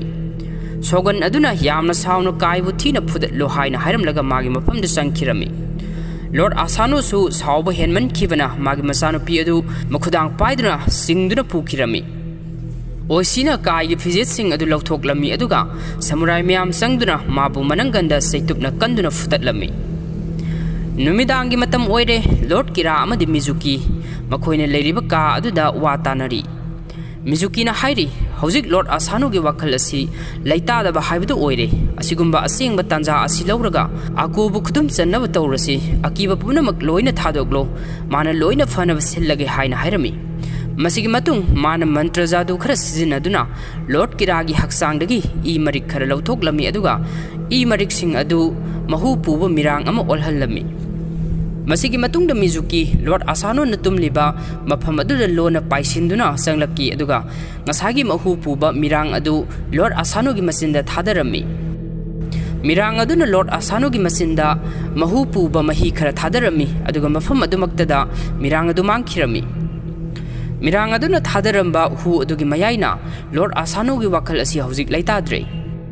Mamit adu masu onkre magi masanupi mikana yamna kanna mabu kaubagi makholama taraklami. Lord Asano magi thangado paikhattuna masanupina lawbagi makhol tariba maikay adumda laki. Mana makhol tariba ka aduda sangsilakpa matam aduda magi masanupi Mika asi Lord Kirana sarak tamduna leiramle. Thawang adu ubda khoi saunaraba Lord Asano na kirabu hatlagi haiduna thang adu haigattuna yange haina tawrami. Adubu mayam sangduna Lord Asano bu khamlami. Ngasaidagi mana uriba mayam asi asengba amata oiramdre. Mizuki gi mitrang ngakta oiramle. Mayamna langna batabadagi oishishu mafamadura sangsilaki mana Lord Asano gi mamit aduda yengbada mahak asi kanagumba amagi mantra zaduna sanare haibasi khanglami. Thaudok asi Sogan Tokugawa masamuksu tholaktuna yenglami. Mathangi numitta Sogan Tokugawa na Lord Asano bu kausenduna wari sarami. Lord Asano nangi nayumda lakpa khula yawdraba atithi amabu nahakna hatke haiduna hodnaramba asina nangi leibak asibu yamna ikainingai oiba mong amada singthari. Thaudok asigi matik saba serakti khudak adumaktada nahakpu hatpani.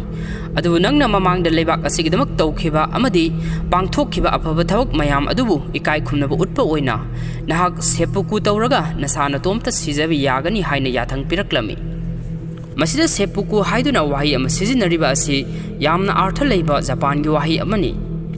Seppuku haibadi leibak miyam mamangda masagi maral yazaduna masa matomta thangna thinduna sijabagi thawong asibuni. Haiba seppuku gi thawong asi Japan gi leibak singdadi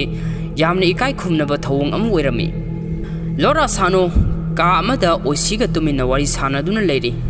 Lord Asano na oisida hairaki. Sogan masamagna ehakpu mihatpa amagi matawgumna miyam mamangda thauri yanduna hatlamba yabani adu mahakna aibu ikai khumnabu utpiba oina aibu seppuku tawbagi ayaba adu pibiri haina hairami. Lord Asano gi wahi adu targa oisi mathamoida yaningba ngamlamde hairaki ining thawibungo thaudok adu nahakna samungna tawgi haina tawkiba natti wits amana nahakpu sanaduna thokhankiba thaudokni masida sibagi sairak piba asi henmalli haina hairaki. Lord Asano na makhataragi oisi hauzik aigi sairak asibu isana yana lauzarabadi tungda kana amatana ako leibak asibu thina hainaba ngamloi amadi makhoibusu mayamna ikai khumnabu utkani aduna ayak hauzik sairak asi isana yana launabagdamakta sem saba loire aina hayang sikraba matamda nangna aigi mahut sinduna leibak asibu yengsinbiraku aduga mikabusu nangna soida ngamdanaba khara senabiraku haina haijarami. Lord Asano gi wahi adu targa oisi mathamoida adukki matik nungaitaba ama phawrami. Mathangi numitta Lord Asano Sogan Tokugawa gi mamangmaktada seppuku tawduna mathwai tharami. Mika mapana aroiba yahip tankhiba adu kapna yengjarami. Asomdasu kai mayam changduna phukibagi saina adu magi khangpok sangmanung aduda matomta khangjari. Oisi magi samurai sing aduga loinana Sogan Tokugawa unava thoklaklami. Samurai sing aduna oisida hauzik makhoi tumina leithokpagi matam natte Lord Kira hatuna Lord Asano sikhibagi laman khumlasi haina hairami. Matam asida oisina hauzik khudak adumaktada laman khumba haibasi makhoi gi mangjaba oigani. Makhoi khaktamak awafamda tabada natana akoda leiriba praja khudingmak asisu awafamda tagadoribani. Aduna matam khara dingai minakhisi haina hairami. Mika magi samurai sing aduga loinana Sogan Tokugawa unava thoklaklami. Sogan Tokugawa na Mikada magi mafa laikhidaba adugidamak nungaitaba phongdoklami. Matam asida Mikana makhatana hairaki ining thawibungo haujikti aigi ipasu leitrabanina leibak asibu aina ipagi mahut sinduna yengsinbagi ayaba adu pibiu. Sogan Tokugawa na amuk hairaki matungda asigumba sagai gi nungainadaba thaudok asi thokdanabagidamak aina warip ama laure madudi leibak asigi afafatta daita thawpumba ayhakna Lord Kirada sinare. Hena asetpa mari thamnabagidamak nahak Lord Kirada luhonggadabani. Adu nahaki napa laikhidaba adugi awaba phongdokpu oina aina nangonda sahi amagi matam piri. Sahi ama hek mapung phabaga nahak Lord Kirada luhonggadabani. Matam adu phawbadi leibak asi Lord Kiragi makhada leigadobuni haina hairami. Madudagi mana oisida muk onsinduna makhoi hauzik makhoi gi Lord leitraba samurai Ronin ama haibadu oire. Maramasina makatarakpa matam singda makhoi gi Lord sikhibagi laman khumnabagi ayaba adu mahakna pide haina hairamlaga Sogan adu mafam adu thadoktuna satkirami. Sogan adu hek satkibaga Lord Kirana kaibu fajin punsinduna Mikagi mamangda puthoraklami. aduga kariyamnaduna mikada mahak asi mana amuk khana uba phanglaroidabani aduna aroiba oina amuktang yengjahau haina hairami mika kaigi oirakliba mawong aduda yamna nungaijaramde madudagi Lord Kiragi lanmi sing aduna kaibu mafam adudagi puthokirami Lord Kirana oisida munne yenglammi aduga Lord Asano gi samurai sing adu leibak aduda leiba yaroi khudak adudagi makhoi leibak adu thadokduna satkhro haina yathang pirami aduga magi lanmi ama kausinduna oishibu lainungda leiba kaisumchang amada magi mapangal mathauna adu manghandra bawa thammu haina yathang pirami magi yathang matung ina oishi lainungda leiba kaisumchang amada langthaduna thamlami masigi makhata rakpasin asida utliba asina sahi amagi matungdani kiragi miyoising laktuna oishibu lainunggi kaisumchang adudagi lauthoklammi aduga mabu punduna mayum phawba singduna puraklami mayum mapa yawraklabada kiragi lanmi sing aduna mabu kauthek piraga mafam aduda thadaduna thambirami magi nupi amadi masanupa sikara thoklaktuna oishibu imungda pusinkhirami oishi imungda karigumba khara sa thaktuna leiri Sikarada mahakna magi miyoising adu kadai da lei haina hanglaki matam asida sikarana makhoi loinamak ako leibak adu thaduktu na satnakhre haina khumlami madudagi mana amuk lady Asano mikadi kadai da lei haina muk hanglaki mikadi magi awabu phongdokpagi matam adu loiraduna luhongbagi thaurang taunapagi damak Lord Kirana magi konungda pukhre haina magi nupina khumlaki oishina sikarada muk onsinduna Japanese tangkhai English tangkhai adudi kadaida chatkhre hain hanglaki mafamasida mana Japan tangkhai English tangkhai hairiba si kaibuni kaidi Lord Kiragi lanmi singna Dutch island amada minai oina yon thokre haina hairami oishina sikarada hojingmak sagol ahum thaurang tawduna thamu haina hairami sikara mapagi yathang matung inna sagol thiba thokre oishina magi nupida muk onsinduna Aikoi ani kainare haina nangna mayamda haigadabani masi natrabadi aina nangbu kanbiduna ngak senduna thambiba haibasi oithoktabani adubu kana amatana khangdrabasu aikoi ani gi nungsinaba asidi nang ai khaktana khangani haina hairagi magi nupi aduna su mahaksu samurai amagi nupi ni magi mapuroibagi thabak khodemak mahakna irai laina pangthokpa ngamgani haina hairami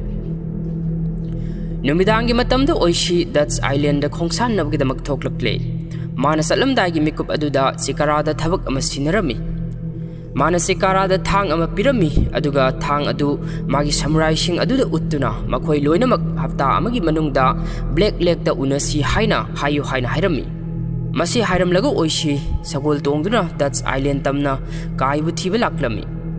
oishi Dutch island da leiba ithangpam amada yawsilaklami mafam aduda mana gunda taku geng khutpu ama thengnarami Geng khutpu adugi miyoising aduna oishida mahak mafam aduda kari tawba lakpano haina hanglaki oishina mahak half-breed ama thiba lakpani haina hairami madurigi miyoising aduna oishibu mi phuna phangka amada pusilaklami mafam aduda kaina zawraba zain amaga phuna aduna leiramba adu oishina urami fight aduda kaina zain adubu mangak kaktuna hatlami masigi matung oishi kaiga phuna nabagi damak mafam aduda sangsilakki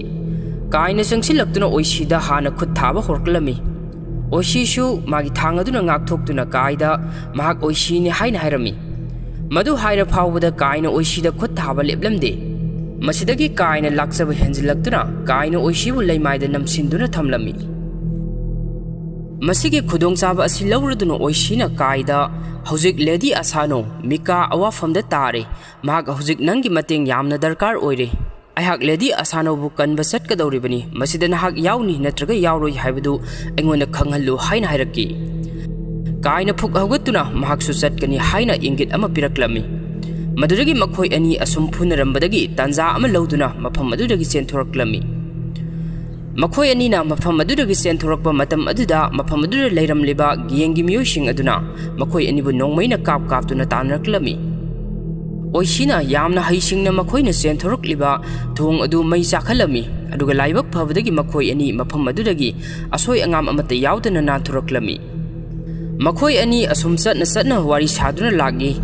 Lady Asano handaki hafta asida kiraga sungsoi sodana luhonglagani haibagi pau tare haina oishina hairaki masida kaina sauningboy kariboy maduda nangi nathau karino mamangda kirana mabu puduna satkiba matam aduda naha khu kunduna tumina laikhiba natra haina hanglaki matam aduda aikoina karigumba khut tharuba tarabadi kana amata hingloi ꯅꯍꯥꯛꯁꯨ ꯍꯤꯡꯂꯣꯏ ꯑꯩꯈꯣꯏꯅ ꯁꯤꯈ꯭ꯔꯒ ꯃꯤꯀꯥꯒꯤ ꯀꯥꯟꯅꯕ ꯑꯁꯤ ꯀꯔꯤꯅꯣ ꯍꯥꯏꯅ ꯑꯣꯏꯁꯤꯅ ꯑꯃꯨꯛ ꯍꯪꯂꯛꯈꯤ ꯑꯩꯗꯤ ꯅꯉꯣꯟꯗ ꯍꯧꯖꯤꯛ ꯀꯔꯤ ꯀꯥꯟꯅꯒꯗꯧꯔꯤꯕꯅꯣ ꯍꯥꯏꯅ ꯀꯥꯏꯅ ꯑꯣꯏꯁꯤꯗ ꯑꯃꯨꯛ ꯍꯪꯖꯤꯜꯂꯛꯈꯤ ꯃꯁꯤꯗ ꯑꯣꯏꯁꯤꯅ ꯀꯔꯤꯁꯨ ꯍꯥꯏꯗꯅ ꯍꯧꯖꯤꯛ ꯅꯍꯥꯛ ꯑꯩꯒꯤ ꯏꯇꯨꯡ ꯏꯟꯗꯨꯅ ꯂꯥꯛꯀꯦ ꯍꯥꯏꯕ꯭ꯔꯥ ꯅꯠꯇ꯭ꯔꯒꯅ ꯅꯪꯒꯤ ꯍꯥꯟꯅꯒꯤ ꯂꯩꯐꯝ ꯑꯗꯨꯗ ꯍꯟꯈ꯭ꯔꯒꯦ ꯍꯥꯏꯕ꯭ꯔꯥ ꯍꯥꯏꯅ ꯍꯪꯂꯛꯈꯤ ꯃꯇꯝ ꯑꯁꯤꯗ ꯀꯥꯏꯅ ꯑꯣꯏꯁꯤꯕꯨ ꯇꯥꯞ ꯐꯥꯔꯒ ꯆꯤꯡꯁꯤꯜꯂꯤ ꯑꯗꯨꯒ ꯑꯩꯗꯤ ꯍꯧꯖꯤꯛ ꯅꯪꯒꯤ ꯅꯇꯨꯡ ꯀꯔꯤꯒꯤ ꯏꯟꯅꯒꯗꯧꯔꯤꯕꯅꯣ ꯍꯥꯏꯅ ꯍꯪꯂꯛꯈꯤ ꯑꯣꯏꯁꯤꯅ ꯇꯞꯊꯔꯗꯨꯅ ꯍꯥꯏꯔꯛꯈꯤ ꯍꯧꯖꯤꯛ ꯀꯤꯔꯥꯒꯤ ꯃꯈꯥꯗ ꯂꯥꯟꯃꯤ 1,000 ꯍꯦꯟꯅ ꯂꯩꯔꯤ ꯑꯗꯨꯒꯤꯁꯨ ꯃꯊꯛꯇ ꯋꯤꯠꯁ ꯑꯃꯅ ꯃꯥꯕꯨ ꯁꯦꯟꯅꯗꯨꯅ ꯂꯩꯔꯤꯕꯅꯤ ꯑꯗꯨꯕꯨ ꯑꯩꯈꯣꯏꯒꯤꯗꯤ ꯍꯧꯖꯤꯛ ꯃꯤ ꯃꯁꯤꯡ ꯌꯥꯝꯅ ꯋꯥꯠꯂꯤ ꯅꯍꯥꯛ ꯀꯅꯥꯅꯣ ꯀꯔꯤꯅꯣ ꯍꯥꯏꯕ ꯑꯩ ꯈꯪꯗꯦ ꯑꯗꯨꯕꯨ ꯑꯩꯍꯥꯛ ꯍꯧꯖꯤꯛ ꯌꯥꯝꯅꯃꯛ ꯇꯉꯥꯏ ꯐꯗꯅ ꯅꯍꯥꯛꯀꯤ ꯃꯇꯦꯡ ꯗꯔꯀꯥꯔ ꯑꯣꯏꯔꯦ ꯍꯥꯏꯅ ꯍꯥꯏꯔꯛꯈꯤ ꯑꯗꯨꯒ ꯀꯥꯏꯗ ꯁꯦꯠꯅꯅꯕ ꯐꯤ ꯃꯌꯣꯝ ꯑꯃ ꯄꯤꯔꯝꯃꯤ ꯀꯥꯏꯅ ꯐꯤ ꯃꯌꯣꯝ ꯑꯗꯨ ꯂꯧꯁꯤꯜꯂꯦ ꯑꯗꯨꯒ ꯍꯥꯏꯔꯛꯈꯤ ꯐꯔꯦ ꯑꯩ ꯅꯪꯒꯤ ꯅꯇꯨꯡ ꯏꯟꯗꯨꯅ ꯂꯥꯛꯂꯒꯦ ꯑꯗꯨ ꯃꯇꯨꯡꯗ ꯀꯔꯤꯒꯨꯝꯕ ꯑꯃꯨꯛ ꯍꯟꯅ ꯀꯤꯔꯥꯒꯤ ꯃꯃꯥꯡꯗ ꯈꯨꯗ ꯀꯨꯟꯗꯨꯅ ꯂꯩꯕ ꯎꯔꯕꯗꯤ ꯑꯩꯍꯥꯛꯄꯨ ꯐꯠꯇꯦ ꯍꯥꯏꯒꯅꯨ ꯅꯍꯥꯛ ꯍꯥꯟꯅ ꯍꯥꯠꯀꯗꯕꯅꯤ ꯍꯥꯏꯅ ꯍꯥꯏꯔꯛꯈꯤ ꯃꯗꯨꯗꯒꯤ ꯃꯈꯣꯏ ꯑꯅꯤ ꯑꯀꯣꯇꯝꯅ ꯑꯃꯨꯛ ꯁꯒꯣꯜ ꯇꯣꯡꯗꯨꯅ ꯂꯥꯛꯂꯝꯃꯤ ꯑꯁꯣꯝꯗꯅ ꯑꯃꯨꯛ ꯀꯤꯔꯥꯅ ꯊꯥꯡ ꯍꯥꯏꯕꯒꯤ ꯄ꯭ꯔꯦꯛꯇꯤꯁ ꯇꯧꯗꯨꯅ ꯂꯩꯔꯤꯉꯩ ꯃꯇꯝ ꯑꯗꯨꯗ ꯃꯥꯒꯤ ꯂꯥꯟꯃꯤ ꯑꯃ ꯆꯪꯁꯤꯜꯂꯛꯇꯨꯅ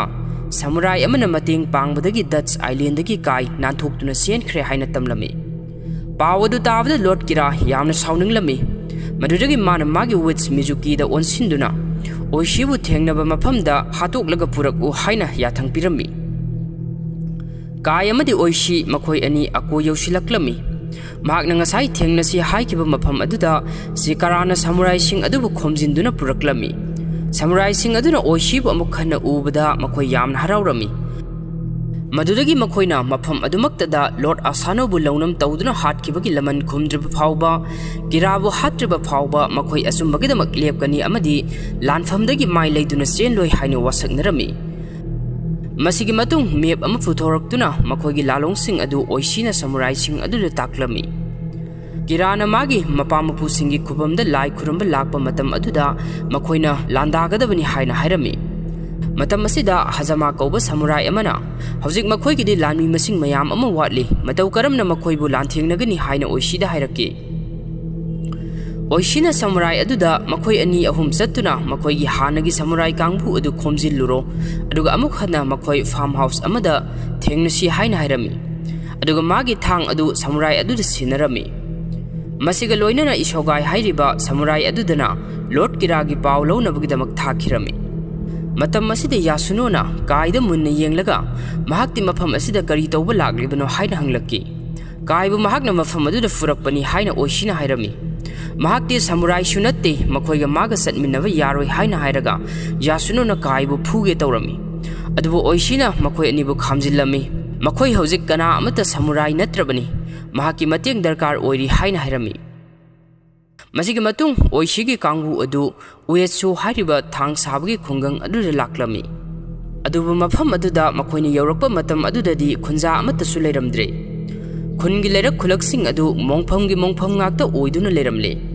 ꯃꯁꯤꯗꯒꯤ ꯃꯈꯣꯏꯅ ꯈꯔ ꯑꯃꯨꯛ ꯆꯪꯁꯤꯟꯕꯗ ꯀꯤꯔꯥꯒꯤ ꯂꯥꯟꯃꯤ ꯈꯔ ꯃꯐꯝ ꯑꯗꯨꯗ ꯂꯩꯔꯝꯃꯤ ꯃꯈꯣꯏꯅ ꯃꯐꯝ ꯑꯗꯨꯗ ꯆꯪꯁꯤꯜꯂꯛꯄ ꯎꯕꯗ ꯀꯤꯔꯥꯒꯤ ꯂꯥꯟꯃꯤꯁꯤꯡ ꯑꯗꯨꯅ ꯃꯈꯣꯏ ꯀꯅꯥ ꯀꯅꯥꯅꯣ ꯍꯥꯏꯅ ꯍꯪꯂꯛꯂꯝꯃꯤ ꯃꯇꯝ ꯑꯁꯤꯗ ꯑꯣꯏꯁꯤꯅ ꯃꯈꯣꯏ ꯁꯤꯃꯣꯕꯦꯗ ꯂꯩꯕ ꯂꯧꯃꯤ ꯉꯥꯛꯇꯅꯤ ꯃꯐꯝ ꯑꯗꯨꯗ ꯈꯨꯠꯁꯨ ꯈꯨꯠꯂꯥꯏ ꯈꯔꯗꯪ ꯂꯩꯕ ꯂꯥꯛꯆꯕꯅꯤ ꯍꯥꯏꯅ ꯍꯥꯏꯔꯝꯃꯤ ꯀꯤꯔꯥꯒꯤ ꯂꯥꯟꯃꯤꯁꯤꯡ ꯑꯗꯨꯅ ꯃꯐꯝ ꯑꯗꯨꯗꯤ ꯍꯧꯖꯤꯛ ꯀꯤꯔꯥꯒꯤ ꯂꯝ ꯑꯣꯏꯔꯦ ꯍꯥꯏꯅ ꯍꯥꯏꯔꯝꯃꯤ ꯑꯗꯨꯒ ꯖꯤꯀꯥꯔꯥꯒꯤ ꯃꯅꯥꯛꯇ ꯆꯪꯁꯤꯟꯗꯨꯅ ꯃꯥꯒꯤ ꯃꯈꯨꯠ ꯑꯗꯨ ꯊꯥꯡꯒꯠꯇꯨꯅ ꯌꯦꯡꯂꯝꯃꯤ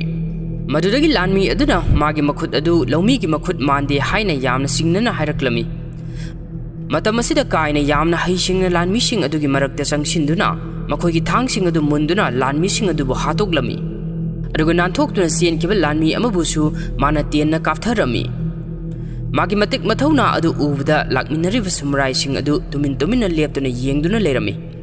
ꯃꯗꯨꯗꯒꯤ ꯀꯥꯏꯅ ꯂꯥꯟꯃꯤꯁꯤꯡ ꯑꯗꯨꯅ ꯄꯥꯏꯔꯝꯂꯤꯕ ꯊꯥꯡꯁꯤꯡ ꯑꯗꯨ ꯈꯣꯝꯖꯤꯜꯂꯨ ꯍꯧꯖꯤꯛ ꯃꯈꯣꯏ ꯈꯨꯠꯁꯨ ꯈꯨꯠꯂꯥꯏ ꯌꯥꯝꯅ ꯗꯔꯀꯥꯔ ꯑꯣꯏꯔꯛꯀꯅꯤ ꯍꯥꯏꯅ ꯍꯥꯏꯔꯝꯃꯤ ꯑꯁꯨꯝꯅ ꯁꯃꯨꯔꯥꯏꯁꯤꯡ ꯑꯗꯨꯅ ꯃꯐꯝ ꯑꯗꯨꯗꯒꯤ ꯊꯥꯡ ꯈꯔ ꯈꯣꯝꯖꯤꯟꯕ ꯉꯝꯂꯝꯃꯤ ꯅꯨꯃꯤꯗꯥꯡꯒꯤ ꯃꯇꯝꯅꯤ ꯅꯣꯡ ꯌꯥꯝꯅ ꯀꯟꯅꯁꯨ ꯇꯥꯔꯤ ꯀꯥꯏ ꯌꯨꯝ ꯑꯃꯒꯤ ꯃꯄꯥꯟꯗ ꯂꯦꯞꯇꯨꯅ ꯋꯥꯈꯜ ꯇꯧꯔꯤ ꯃꯇꯝ ꯑꯁꯤꯗ ꯑꯣꯏꯁꯤ ꯌꯨꯝ ꯃꯅꯨꯡꯗꯒꯤ ꯊꯣꯛꯂꯛꯈꯤ ꯑꯗꯨꯒ ꯀꯥꯏꯗ ꯃꯈꯣꯏ ꯃꯊꯪꯒꯤ ꯅꯨꯃꯤꯠꯇ ꯍꯤꯗꯥꯗ ꯆꯠꯂꯁꯤ ꯑꯗꯨꯒ ꯃꯐꯝ ꯑꯗꯨꯗꯒꯤ ꯊꯥꯡ ꯂꯧꯔꯨꯔꯁꯤ ꯍꯥꯏꯅ ꯍꯥꯏꯔꯛꯈꯤ ꯀꯥꯏꯅ ꯃꯈꯥ ताना ꯍꯥꯏꯔꯛꯈꯤ ꯍꯧꯖꯤꯛ ꯍꯤꯗꯥ ꯍꯥꯏꯔꯤꯕ ꯈꯨꯡꯒꯪ ꯑꯗꯨꯁꯨ ꯀꯤꯔꯥꯅ ꯂꯣꯏꯅ ꯂꯧꯁꯤꯟꯈ꯭ꯔꯕꯅꯤ ꯑꯩꯈꯣꯏꯅ ꯃꯐꯝ ꯑꯗꯨꯗ ꯆꯠꯄꯒꯤ ꯀꯥꯟꯅꯕ ꯐꯪꯂꯣꯏ ꯃꯐꯝ ꯑꯗꯨꯗꯒꯤ ꯈꯨꯠꯁꯨ ꯈꯨꯠꯂꯥꯏ ꯑꯃꯠꯇ ꯐꯪꯂꯣꯏ ꯃꯁꯤ ꯅꯠꯇꯕ ꯑꯇꯣꯞꯄ ꯂꯝꯕꯤ ꯑꯃꯗꯤ ꯂꯩ ꯍꯥꯏꯅ ꯍꯥꯏꯔꯛꯈꯤ꯫ ꯑꯣꯏꯁꯤꯅ ꯀꯔꯤ ꯀꯔꯝꯕ ꯂꯝꯕꯤꯅꯣ ꯍꯥꯏꯅ ꯍꯪꯂꯛꯈꯤ꯫ ꯃꯈꯣꯏ ꯇꯦꯡꯒꯨ ꯐꯣꯔꯦꯁꯇ ꯆꯠꯇꯨꯅ ꯃꯐꯝ ꯑꯗꯨꯗ ꯂꯩꯔꯤꯕ ꯁꯤ ꯑꯣꯐ ꯇ꯭ꯔꯤꯁ ꯍꯥꯏꯅ ꯈꯪꯅꯔꯤꯕ ꯃꯐꯝ ꯑꯗꯨꯗꯒꯤ ꯈꯨꯠꯁꯨ ꯈꯨꯠꯂꯥꯏꯁꯤꯡ ꯂꯧꯔꯨꯁꯤ ꯍꯥꯏꯅ ꯍꯥꯏꯔꯛꯈꯤ꯫ ꯃꯁꯤꯗ ꯇꯦꯡꯒꯨ ꯐꯣꯔꯦꯁ ꯍꯥꯏꯔꯤꯕ ꯎꯃꯪ ꯑꯁꯤ ꯗꯤꯃꯟꯁꯤꯡꯅ ꯂꯩꯕ ꯎꯃꯪ ꯑꯃꯅꯤ꯫ ꯀꯥꯏꯅ ꯍꯥꯏꯔꯤꯕ ꯑꯗꯨ ꯑꯣꯏꯁꯤꯅ ꯊꯥꯖꯗ꯭ꯔꯗꯨꯅ ꯃꯗꯨꯗꯤ ꯃꯤꯌꯥꯝꯅ ꯋꯥꯔꯤ ꯑꯣꯏꯅ ꯂꯤꯅꯕꯒꯤ ꯋꯥꯅꯤ, ꯑꯁꯦꯡꯕ ꯅꯠꯇꯦ ꯍꯥꯏꯅ ꯍꯥꯏꯔꯛꯈꯤ꯫ ꯃꯇꯝ ꯑꯁꯤꯗ ꯀꯥꯏꯅ ꯑꯃꯨꯛ ꯑꯩꯅ ꯍꯥꯏꯔꯤꯕ ꯑꯁꯤ ꯑꯁꯦꯡꯕ ꯑꯆꯨꯝꯕꯅꯤ, ꯏꯃꯤꯠꯁꯤꯃꯛꯅ ꯎꯔꯛꯂꯕ ꯋꯥꯐꯝꯅꯤ ꯍꯥꯏꯅ ꯈꯨꯝꯂꯛꯈꯤ꯫ ꯃꯗꯨꯗꯒꯤ ꯃꯈꯣꯏ ꯑꯅꯤ ꯀꯥ ꯃꯅꯨꯡꯗ ꯆꯪꯁꯤꯜꯂꯛꯏ ꯑꯗꯨꯒ ꯋꯥꯔꯤ ꯃꯈꯥ ꯇꯥꯅ ꯁꯥꯔꯛꯈꯤ꯫ ꯃꯍꯥꯛꯇꯤ ꯃꯇꯧ ꯀꯔꯝꯅ ꯇꯦꯡꯒꯨ ꯐꯣꯔꯦꯁꯀꯤ ꯃꯔꯝꯗ ꯈꯪꯂꯤꯕꯅꯣ ꯍꯥꯏꯅ ꯑꯣꯏꯁꯤꯅ ꯀꯥꯏꯗ ꯍꯪꯉꯤ꯫ ꯑꯩꯍꯥꯛ ꯎꯃꯪ ꯑꯗꯨꯗ ꯆꯥꯎꯔꯛꯄꯅꯤ ꯍꯥꯏꯅ ꯀꯥꯏꯅ ꯈꯨꯝꯃꯤ꯫ ꯑꯗꯨꯗꯤ ꯅꯪꯒꯤ ꯅꯀꯣꯛꯇ ꯇꯥꯔꯤꯕ ꯗꯥꯛꯐꯝꯁꯤꯡ ꯑꯗꯨꯗꯤ ꯗꯤꯃꯟꯁꯤꯡ ꯑꯗꯨꯅ ꯊꯝꯂꯛꯄ ꯗꯥꯛꯐꯝꯂꯥ, ꯃꯈꯣꯏꯅ ꯅꯪꯕꯨ ꯐꯨꯅꯕ ꯇꯝꯕꯤꯔꯛꯄꯔꯥ ꯍꯥꯏꯅ ꯃꯈꯥ ꯇꯥꯅ ꯍꯪꯂꯛꯈꯤ꯫ ꯃꯈꯣꯏꯅ ꯑꯩꯕꯨ ꯐꯨꯅꯕꯁꯨ ꯇꯝꯕꯤ, ꯑꯗꯨꯕꯨ ꯃꯔꯨ ꯑꯣꯏꯅ ꯍꯥꯠꯄ ꯇꯨꯞꯄꯒꯤ ꯃꯍꯩ ꯃꯁꯤꯡꯅ ꯑꯌꯥꯝꯕ ꯇꯝꯕꯤ꯫ ꯃꯈꯣꯏꯒꯤ ꯊꯥꯖꯕ ꯑꯃꯗꯤ ꯃꯈꯣꯏꯒꯤ ꯆꯠꯅꯕꯤ ꯑꯗꯨ ꯉꯥꯛꯇꯨꯅ ꯊꯝꯅꯕꯒꯤꯗꯃꯛ ꯃꯈꯣꯏꯒꯤ ꯇꯣꯉꯥꯟ ꯇꯣꯉꯥꯟꯕ ꯂꯝꯕꯤ ꯀꯌꯥ ꯑꯃ ꯂꯩꯈ꯭ꯔꯦ ꯍꯥꯏꯅ ꯍꯥꯏꯔꯛꯈꯤ꯫ ꯃꯍꯥꯛꯅ ꯃꯈꯥ ꯇꯥꯅ ꯍꯥꯏ, ꯃꯈꯣꯏꯅ ꯑꯩꯕꯨ ꯃꯈꯣꯏꯒꯤ ꯃꯔꯛꯇ ꯂꯩꯅꯕꯒꯤꯗꯃꯛ ꯋꯥꯔꯤ ꯀꯌꯥ ꯑꯃ ꯂꯤ, ꯄꯔꯥ ꯀꯌꯥ ꯑꯃ ꯇꯝꯕꯤ, ꯑꯗꯨꯕꯨ ꯄꯤꯛꯂꯤꯕ ꯑꯉꯥꯡ ꯑꯃ ꯑꯣꯏꯖꯔꯕꯁꯨ ꯑꯩꯍꯥꯛ ꯃꯈꯣꯏꯒꯤ ꯖꯥꯠ ꯅꯠꯇꯦ, ꯃꯈꯣꯏꯒꯤ ꯃꯔꯛꯇ ꯂꯩꯕ ꯌꯥꯔꯣꯏ, ꯑꯩꯗꯤ ꯇꯥꯏꯕꯪ ꯃꯤꯑꯣꯏꯕꯁꯤꯡꯒ ꯂꯩꯃꯤꯟꯅꯒꯗꯕꯅꯤ ꯍꯥꯏꯕꯁꯤ ꯑꯩꯒꯤ ꯋꯥꯈꯜꯗ ꯌꯥꯝꯅ ꯇꯠꯇꯅ ꯐꯥꯎꯔꯛꯈꯤ꯫ ꯃꯔꯝ ꯑꯁꯤꯅ ꯑꯩꯅ ꯃꯐꯝ ꯑꯗꯨꯗꯒꯤ ꯅꯥꯟꯊꯣꯛꯇꯨꯅ ꯆꯦꯜꯂꯛꯄ ꯃꯇꯝ ꯑꯗꯨꯗꯒꯤ ꯑꯃꯨꯛ ꯍꯟꯅ ꯃꯈꯣꯏꯒꯤ ꯃꯦꯖꯤꯛꯁꯤꯡ ꯑꯗꯨ ꯑꯩꯅ ꯁꯤꯖꯤꯟꯅꯔꯣꯏ ꯍꯥꯏꯅ ꯋꯥꯁꯛꯈ꯭ꯔꯦ ꯍꯥꯏꯅ ꯋꯥꯔꯤ ꯑꯗꯨ ꯂꯤꯔꯛꯈꯤ꯫ ꯇꯦꯡꯒꯨꯁꯤꯡ ꯑꯗꯨꯅꯕꯨ ꯃꯈꯣꯏꯗ ꯈꯨꯠꯁꯨ ꯈꯨꯠꯂꯥꯏꯁꯤꯡ ꯄꯤꯔꯛꯀꯗ꯭ꯔꯥ ꯍꯥꯏꯅ ꯑꯣꯏꯁꯤꯅ ꯌꯥꯝꯅ ꯆꯤꯡꯅꯅ ꯍꯪꯂꯛꯈꯤ꯫ ꯃꯈꯣꯏꯅ ꯅꯪꯒꯤ ꯋꯤꯜ ꯄꯋꯔ ꯑꯗꯨ ꯀꯌꯥꯝ ꯌꯥꯝꯅ ꯀꯟꯕꯒꯦ ꯍꯥꯏꯕꯒꯤ ꯆꯥꯡꯌꯦꯡ ꯑꯃ ꯁꯣꯏꯗꯅ ꯇꯧꯔꯛꯀꯅꯤ꯫ ꯀꯔꯤꯒꯨꯝꯕ ꯃꯈꯣꯏꯒꯤ ꯆꯥꯡꯌꯦꯡ ꯑꯗꯨ ꯅꯪꯅ ꯃꯥꯏ ꯄꯥꯛꯅ ꯄꯥꯡꯊꯣꯛꯄ ꯉꯝꯂꯕꯗꯤ ꯃꯈꯣꯏꯅ ꯁꯣꯏꯗꯅ ꯈꯨꯠꯂꯥꯏꯁꯤꯡ ꯑꯗꯨ ꯄꯤꯔꯛꯀꯅꯤ ꯍꯥꯏꯅ ꯍꯥꯏꯕꯤꯔꯝꯃꯤ꯫ ꯑꯁꯨꯝꯅ ꯋꯥꯐꯝ ꯑꯗꯨꯗ ꯌꯥꯅꯔꯗꯨꯅ ꯃꯈꯣꯏ ꯃꯊꯪꯒꯤ ꯅꯨꯃꯤꯠꯇ ꯆꯤꯡꯂꯣꯟ ꯑꯃ ꯂꯥꯟꯗꯨꯅ ꯇꯦꯡꯒꯨ ꯐꯣꯔꯦꯁ ꯍꯥꯏꯔꯤꯕ ꯎꯃꯪ ꯑꯗꯨꯗ ꯂꯥꯛꯂꯝꯃꯤ꯫ ꯑꯁꯣꯝꯗꯅ ꯑꯃꯨꯛ ꯂꯣꯔꯗ ꯀꯤꯔꯥꯅ ꯂꯥꯏ ꯈꯨꯔꯨꯝꯕ ꯆꯠꯄꯒꯤ ꯃꯇꯝ ꯈꯪꯗꯣꯛꯅꯕꯒꯤꯗꯃꯛ ꯊꯥꯈꯤꯕ ꯁꯃꯨꯔꯥꯏ ꯑꯗꯨ ꯃꯤꯖꯨꯀꯤ ꯍꯥꯏꯔꯤꯕ ꯋꯤꯆ ꯑꯗꯨꯒ ꯑꯃꯨꯛ ꯊꯦꯡꯅꯔꯝꯃꯤ꯫ ꯁꯃꯨꯔꯥꯏꯁꯤꯡ ꯑꯗꯨꯅ ꯎꯃꯪ ꯑꯗꯨꯗ ꯍꯦꯛ ꯆꯪꯁꯤꯟꯕ ꯍꯧꯕꯒ ꯀꯤꯔꯕ ꯃꯈꯣꯜ ꯀꯌꯥ ꯑꯃ ꯇꯥꯔꯝꯃꯤ ꯑꯃꯗꯤ ꯑꯀꯤꯕ ꯁꯛꯐꯝ ꯀꯌా ꯑꯃ ꯃꯩꯈꯨ ꯃꯔꯛꯇ ꯎꯕ ꯐꯪꯂꯝꯃꯤ꯫ ꯀꯥꯏꯒꯤ ꯅꯥꯀꯣꯡꯗ ꯁꯣꯟꯊꯥꯡꯅꯕ ꯈꯣꯟꯖꯦꯜ ꯑꯃꯅ ꯅꯍꯥꯛ ꯃꯐꯝ ꯑꯁꯤꯗ ꯑꯃꯨꯛ ꯍꯜꯂꯛꯂꯕ꯭ꯔꯥ ꯍꯥꯏꯅꯁꯨ ꯍꯥꯏꯔꯛꯂꯝꯃꯤ꯫ ꯆꯠꯃꯤꯟꯅꯔꯤꯕ ꯁꯃꯨꯔꯥꯏ ꯑꯃꯅ ꯃꯁꯤꯗ ꯇꯥꯔꯤꯕ ꯃꯈꯣꯜꯁꯤꯡ ꯑꯁꯤ ꯀꯔꯤꯅꯣ ꯍꯥꯏꯅ ꯍꯪꯉꯤ꯫ ꯃꯐꯝ ꯑꯁꯤꯗ ꯁꯤꯈꯤꯕ ꯃꯤꯑꯣꯏꯁꯤꯡ ꯑꯃꯗꯤ ꯁꯤꯈ꯭ꯔꯣ ꯍꯥꯏꯅ ꯍꯨꯟꯗꯣꯛꯂꯝꯂꯕ ꯑꯉꯥꯡꯁꯤꯡ ꯑꯗꯨꯒꯤ ꯚꯨꯠ ꯄ꯭ꯔꯦꯠꯁꯤꯡꯅꯤ ꯍꯥꯏꯅ ꯀꯥꯏꯅ ꯍꯥꯏꯔꯝꯃꯤ꯫ ꯑꯁꯨꯝ ꯆꯪꯁꯤꯜꯂꯛꯄꯅ ꯃꯈꯣꯏꯅ ꯆꯥꯎꯔꯕ ꯕꯨꯙꯒꯤ ꯃꯀꯣꯛ ꯑꯃ ꯇꯥꯔꯤꯕ ꯑꯗꯨ ꯎꯔꯝꯃꯤ꯫ ꯃꯀꯣꯛ ꯑꯗꯨꯒꯤ ꯃꯈꯥꯗ ꯁꯨꯔꯨꯡ ꯑꯃꯁꯨ ꯂꯩꯔꯝꯃꯤ꯫ ꯃꯐꯝ ꯑꯁꯤ ꯌꯧꯁꯤꯜꯂꯛꯄꯗ ꯀꯥꯏꯅ ꯃꯈꯣꯏ ꯂꯣꯏꯅ ꯁꯨꯔꯨꯡ ꯑꯗꯨꯒꯤ ꯃꯄꯥꯟꯗ ꯂꯩꯍꯧꯔꯣ ꯑꯗꯨꯒ ꯑꯣꯏꯁꯤꯒ ꯃꯈꯣꯏ ꯑꯅꯤ ꯁꯨꯔꯨꯡ ꯑꯗꯨꯗ ꯆꯪꯈ꯭ꯔꯒꯦ ꯍꯥꯏꯅ ꯍꯥꯏꯔꯝꯃꯤ꯫ ꯑꯁꯨꯝꯅ ꯂꯥꯛꯃꯤꯟꯅꯕ ꯔꯣꯅꯤꯟ ꯃꯌꯥꯝ ꯑꯗꯨ ꯃꯄꯥꯟꯗ ꯊꯝꯂꯝꯂꯒ ꯀꯥꯏ ꯑꯃꯗꯤ ꯑꯣꯏꯁꯤ ꯁꯨꯔꯨꯡ ꯑꯗꯨꯒꯤ ꯃꯅꯨꯡꯗ ꯆꯪꯁꯤꯜꯂꯛꯂꯝꯃꯤ꯫ ꯁꯨꯔꯨꯡ ꯃꯅꯨꯡ ꯑꯗꯨꯗ ꯑꯁꯨꯝ ꯆꯪꯁꯤꯜꯂꯛꯄꯗ ꯃꯈꯣꯏ ꯑꯅꯤꯅ ꯆꯥꯎꯔꯕ ꯀꯥ ꯑꯃꯒꯨꯝꯕ ꯃꯐꯝ ꯑꯃ ꯌꯧꯁꯤꯜꯂꯛꯂꯝꯃꯤ꯫ ꯃꯐꯝ ꯑꯗꯨꯗ ꯂꯩꯉꯥꯡ ꯃꯆꯨ ꯁꯦꯠꯄ ꯗꯤꯃꯟ ꯃꯌꯥꯝ ꯑꯃꯅ ꯈꯨꯗꯛ ꯀꯨꯟꯗꯨꯅ ꯂꯩꯔꯤꯕ ꯑꯗꯨꯁꯨ ꯎꯔꯝꯃꯤ꯫ ꯃꯇꯝ ꯑꯁꯤꯗ ꯀꯥꯏꯅ ꯑꯣꯏꯁꯤꯗ ꯃꯈꯣꯏꯅ ꯅꯪꯕु ꯈꯨꯠꯂꯥꯏ ꯁꯤꯖꯤꯟꯅꯅꯕꯒꯤꯗꯃꯛ ꯃꯤꯇ꯭ꯔꯪ ꯀꯌꯥ ꯑꯃ ꯇꯧꯔꯛꯀꯅꯤ꯫ ꯃꯇꯝ ꯑꯗꯨꯗ ꯅꯍꯥꯛ ꯈꯨꯠꯂꯥꯏ ꯁꯠꯄ ꯁꯨꯛꯌꯥ ꯌꯥꯗꯦ꯫ ꯀꯔꯤꯒꯨꯝꯕ ꯅꯪꯅ ꯈꯨꯠꯂꯥꯏ ꯍꯦꯛ ꯁꯠꯂꯨꯔꯕꯗꯤ ꯑꯩꯈꯣꯏꯅ ꯂꯥꯛꯂꯤꯕ ꯑꯁꯤ ꯑꯔꯦꯝꯕꯗ ꯇꯥꯒꯗꯧꯔꯤꯕꯅꯤ ꯍꯥꯏꯅ ꯍꯥꯏꯔꯝꯃꯤ꯫ ꯑꯁꯤ ꯍꯥꯏꯔꯝꯂꯒ ꯀꯥꯏ ꯑꯣꯏꯁꯤꯕꯨ ꯃꯐꯝ ꯑꯗꯨꯗ ꯊꯝꯂꯝꯂꯒ ꯃꯍꯥꯛ ꯑꯇꯣꯞꯄ ꯀꯥ ꯑꯃꯗ ꯆꯪꯈꯤꯔꯝꯃꯤ꯫ ꯃꯥꯅ ꯆꯪꯁꯤꯜꯂꯛꯂꯤꯕ ꯀꯥ ꯑꯗꯨꯗ ꯐꯖꯔꯕ ꯊꯥꯡ ꯑꯃ ꯃꯌꯥꯏꯗ ꯌꯨꯡꯗꯨꯅ ꯂꯩꯔꯝꯃꯤ꯫ ꯃꯇꯝ ꯑꯁꯤꯗ ꯀꯥꯏꯕꯨ ꯌꯣꯛꯄꯤꯔꯛꯄ ꯗꯤꯃꯟ ꯑꯗꯨ ꯊꯣꯛꯂꯛꯂꯝꯃꯤ ꯑꯗꯨꯒ ꯀꯥꯏꯒ ꯋꯥꯔꯤ ꯁꯥꯕ ꯍꯧꯔꯛꯈꯤ꯫ ꯗꯤꯃꯟ ꯑꯗꯨꯅ ꯍꯥꯏꯔꯛꯈꯤ, ꯅꯪꯒꯤ ꯅꯃꯥꯅꯄꯥꯅ ꯅꯪꯕꯨ ꯁꯤꯔꯁꯅꯨ ꯍꯥꯏꯅ ꯃꯐꯝ ꯑꯁꯤꯗ ꯂꯪꯊꯣꯛꯂꯝꯕꯗꯒꯤ ꯑꯩꯈꯣꯏꯅ ꯅꯪꯕꯨ ꯊꯦꯡꯅꯗꯨꯅ ꯌꯣꯛꯄꯤꯔꯦ, ꯅꯍꯩ-ꯅꯁꯤꯡ ꯀꯌꯥ ꯑꯃꯁꯨ ꯇꯝꯕꯤꯔꯦ, ꯑꯗꯨꯒ ꯆꯥꯎꯔꯛꯂꯕ ꯃꯇꯝꯗꯅ ꯑꯩꯈꯣꯏꯕꯨ ꯊꯥꯗꯣꯛꯂꯝꯂꯒ ꯇꯥꯏꯕꯪ ꯃꯤ ꯃꯔꯛꯇ ꯆꯦꯟꯁꯤꯟꯈ꯭ꯔꯦ꯫ ꯅꯪꯅ ꯐꯅ ꯀꯟꯅ ꯃꯈꯣꯏꯅ ꯅꯨꯡꯁꯤꯅꯕ ꯍꯣꯠꯅꯔꯕꯁꯨ ꯃꯈꯣꯏꯅ ꯅꯪꯕꯨ ꯅꯨꯡꯁꯤꯕꯤꯗ꯭ꯔꯦ꯫ ꯑꯁꯤꯒꯨꯝꯕ ꯃꯤꯑꯣꯏꯁꯤꯡ ꯑꯗꯨꯒꯤꯗꯃꯛ ꯅꯪꯅ ꯃꯇꯦꯡ ꯄꯥꯡꯅꯕ ꯍꯣꯠꯅꯔꯤꯕ ꯑꯗꯨ ꯀꯔꯤꯒꯤꯅꯣ ꯍꯥꯏꯅ ꯍꯪꯂꯛꯈꯤ꯫ ꯃꯇꯝ ꯑꯁꯤꯗ ꯀꯥꯏꯅ, ꯃꯈꯣꯏ ꯑꯐꯕ ꯃꯤꯅꯨꯡꯁꯤ ꯂꯩꯕ ꯃꯤ ꯉꯥꯛꯇꯅꯤ, ꯑꯩꯍꯥꯛ ꯃꯐꯝ ꯑꯁꯤꯗꯒꯤ ꯃꯇꯦꯡ ꯑꯃ ꯅꯤꯒꯦ ꯍꯥꯏꯗꯨꯅ ꯂꯥꯛꯂꯤꯕꯅꯤ ꯍꯥꯏꯅ ꯍꯥꯏꯔꯛꯈꯤ꯫ ꯗꯤꯃꯟ ꯑꯗꯨꯅ ꯃꯈꯥ ꯇꯥꯅ ꯍꯥꯏꯔꯛꯈꯤ, ꯅꯍꯥꯛ ꯅꯨꯡꯁꯤꯕ ꯍꯥꯏꯕꯁꯤ ꯀꯔꯤꯅꯣ ꯃꯁꯛ ꯈꯪꯂꯕ꯭ꯔꯥ? ꯅꯪꯒꯤ ꯅꯄꯥ ꯑꯗꯨꯅ ꯏꯪꯂꯤꯁ ꯃꯆꯥꯅꯤ ꯑꯗꯨꯒ ꯅꯪꯒꯤ ꯅꯃꯥ ꯑꯗꯨꯅ ꯃꯐꯝ ꯑꯁꯤꯒꯤ ꯃꯤꯑꯣꯏꯅꯤ꯫ ꯃꯈꯣꯏ ꯑꯅꯤꯒꯤ ꯑꯍꯤꯡ ꯑꯃꯈꯛꯀꯤ ꯅꯨꯡꯉꯥꯏꯕ ꯑꯗꯨꯅ ꯅꯪꯕꯨ ꯃꯐꯝ ꯑꯁꯤꯗ ꯃꯈꯣꯏꯅ ꯂꯪꯊꯣꯛꯇꯨꯅ ꯊꯝꯂꯝꯕꯅꯤ꯫ ꯍꯧꯖꯤꯛꯁꯨ ꯅꯪꯅ ꯄꯨꯟꯁꯤꯒꯤ ꯑꯣꯏꯕ ꯐꯪꯂꯔꯣꯏꯗꯕ ꯅꯨꯄꯤ ꯑꯃꯕꯨ ꯅꯪꯅ ꯅꯨꯡꯁꯤꯔꯤ꯫ ꯑꯩꯅ ꯆꯥꯎꯊꯣꯛꯅ ꯍꯥꯏꯔꯤꯕ ꯑꯁꯤꯅꯤ, ꯃꯤꯀꯥꯕꯨ ꯀꯩꯗꯧꯅꯨꯡꯗ ꯅꯪꯒꯤ ꯑꯣꯏꯕ ꯐꯪꯂꯣꯏ ꯍꯥꯏꯅ ꯍꯥꯏꯔꯛꯈꯤ꯫ ꯃꯗꯨꯗꯒꯤ ꯀꯥꯏꯅ ꯗꯤꯃꯟ ꯑꯗꯨꯗ ꯃꯈꯣꯏ ꯍꯧꯖꯤꯛ ꯂꯥꯟꯗ ꯁꯤꯖꯤꯟꯅꯒꯗꯧꯕ ꯈꯨꯠꯂꯥꯏ ꯃꯌꯥꯝ ꯑꯃ ꯋꯥꯠꯂꯤꯕ ꯈꯨꯠꯁꯨ ꯈꯨꯠꯂꯥꯏꯁꯤꯡ ꯑꯗꯨ ꯃꯇꯦꯡ ꯄꯥꯡꯕꯤꯌꯨ ꯍꯥꯏꯅ ꯍꯥꯏꯔꯝꯃꯤ꯫ Diman aduna hairaki mapanda leiriba nangi marup asigi sangyeng ama ayhakna tawkhigani karigumba mana sangyeng adu mai paktrabadi maga lakminariba khudingmak loina sigani haina hairami asomdana amuk oisina leiriba ka aduda maga lakminariba Ronin Singh adu mafam aduda sanglaklami oisina yamna pakhatna makhoi mafam aduda kari tawba laklibno haina hanglakki makoina kaibu thajadabadagi mafam aduda sanglakpani haina hairaki asumna makoina ka aduda sanglakpadagi mafam aduda leiramliba Diman Singh adugi makok sing adu nikpa horaklami khudak adumaktada Diman Singh adu yangna paisilaktuna Ronin Singh aduda attack tawba horaklami Ronin Singh aduna thang satuna Diman Singh aduga lanthengrami madu ubda oisina makoi khutlai paigano haina laurami adubu kana amatana tabiramde magi marup mapang sing adu magi mitmang maktada Diman Singh aduna hatkib adu oishi khangba ngamdraduna magi thang satya haina toraki adubu mikup aduda ngasai kaina hairakiba wahi sing adu ningsinglaklami madurigi mahak masa adu fathaduna lerami asomdana mu ka aduda kaiga Diman aduga wari makhatari Diman aduna hairaki karigumba nangna mangda leiriba thang asi aingondagi hana lawba ngamlabadi nangi khulai sing adu aina soidana pigani haina hairaki asumna makhoi ani thang adu hana painabagi damak sem saba honakhre makhoi ani mak matam amatada thang adugi manakta songsinaraklami adubu kaina thang adu makhongna hana kauduna makhutna thang adu paisilami aduga thang aduna Diman adugi mangak sam mapa adu thamlami asumna kaina thang adu hek paikiba mikup adudagidi ngasai oishigi mitmangda uramba magi marup sing adugi phunabagi sin adu loina mangkhirami masiga loina na mafam aduda magul leiraba thang kaya marum amasu yungduna leirami matam asida kai atopa ka adudagi thoklaki aduga makhoigi sangyeng adu nangna mai pakna pangthokre aikhoigi darkar oiriba khusukulai sing adu mafam asidagi loba yaragani haina hairaki asumna thang sing adu puradra makhoi akotamna muk laklami maduragi makhoi farm house amada amuk hazamana khomjinduna purakpa samurai sing aduga amuk thengerami hazama oishigi manakta sangsilaktuna magi thang adu amuk handoktuna pirami oishina thang adu mahak adumak thamjinjaro madudagi henba thang kayamarum ama makhoina purakle haina hairaga thangsang sing adu samurai sing adu ulami mamangda oishina kiragi maramda paw launabagi damak thakiba isogai hairiba samurai adu oishigi manakta laklami aduga ngasi numidang asida Lord Kira magi mapamapu singi khubamda lai khuramba chatkadori haina hairami matam asida sikara mapagi manakta sangsilaki aduga chatkadoriba lan aduda mahaksu yawgi haina haijarami adubu oishina masanupana hairiba adu yaramde ahal oiraba samurai Horibega loinana mahak yum aduda leiramu haina hairami numidangi matam oisilakle oishigi kangbu adu kirana lai khurumduna leiriba mafam aduda tapna sangsilaklami mikup nahum singna sahum amata fawandana mafam adubu ngak senduna leiriba lanmi sing adu tapna amamamta loisinba horaki oishi hazamaga loinana kirana lai khurumduna leiriba mafam aduda tapna sangsilaklami adubu mafam adu yoromdai mikup aduda hazama makhanau saram adu phunduna oge tawraklami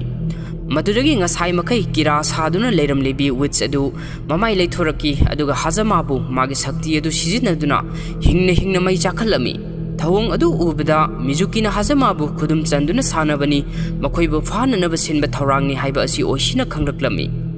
maduragi oishina samurai sing aduda makhoi mafam adudagi thawai hingnabagi damak sen khro haina laurklami mafam aduna leiriba saruna saba yum masa sing adu wits adugi kangbu sing aduna loina mai thagalaklami Kiragilan mi sing aduna samurai sing aduda attack tawsilaktuna amri ten mayam ama kapsilaktuna samurai kaya ama asok apan nanglami aduga kaya amana siba phawba yawrami maduragi samurai sing adu mafam aduragi loina senthokirami baso hairiba masanoiba samurai aduna yasunobu kannaba hotnabada mahak yeknaba singi ten mayam ama palami asumna samurai sing adu mafam adudagi nanthokuna senkirami lan adu loraba matung Mizuki mafam aduda sangsilaki mafam adudagi thangsang ama khungatlami aduga Lord Kiragi manakta puraklami thangsang adu oishina pairamba thangsang ni haina hairaga thangsang adubu Kirada khusinarami thangsang adu uraga oishi sikhre haina khallubada Lord Kira yamna harawjarami masigi matung Mizuki mikana tumduna leiriba ka aduda tapna sangsilagi aduga mikabu karimna raduna mana yamna nungsijariba kai sikhre haina hairami mana makha taraduna hairaki Nangbu kanba lakpada kai khakta natana maga lakminariba nangi napagi samurai sing adusu loina sikre aina nangbu natu nama phawba sokloi haina Lord Kirada wasaki adubu nangna nasana tomta sijabadi aingonda akaiba karisu leite haina hairaga mana pairakliba thang sori adu mikagi makok mayada yamna kanna yungshilami masi hairamlaga wits adu mafam adudagi mikabu munna yenglamlaga thokre asomdana amuk Mizuki gi landagi nanthokduna chelaklaba oishigi kangbu adu sikarana lehoriba yum adu tamna amuk halaklami mafam aduda asok apan sing adu bu layenglami tenna panduna yamna thina soklaba basobu kaina seba tawbiri basona kaida aroiba oina wai khara hairaki kai ayhak nangoda sengdokadu wafam ama leiri aina angang oringai matamda umangda leiba nangi khangpok sang adugi manakta ayhak yamna toina lakhi nahak hek thoglakpa ubaga aina nangonda nungna hek langsinduna aina ugi marum amada lotki matam asida kaina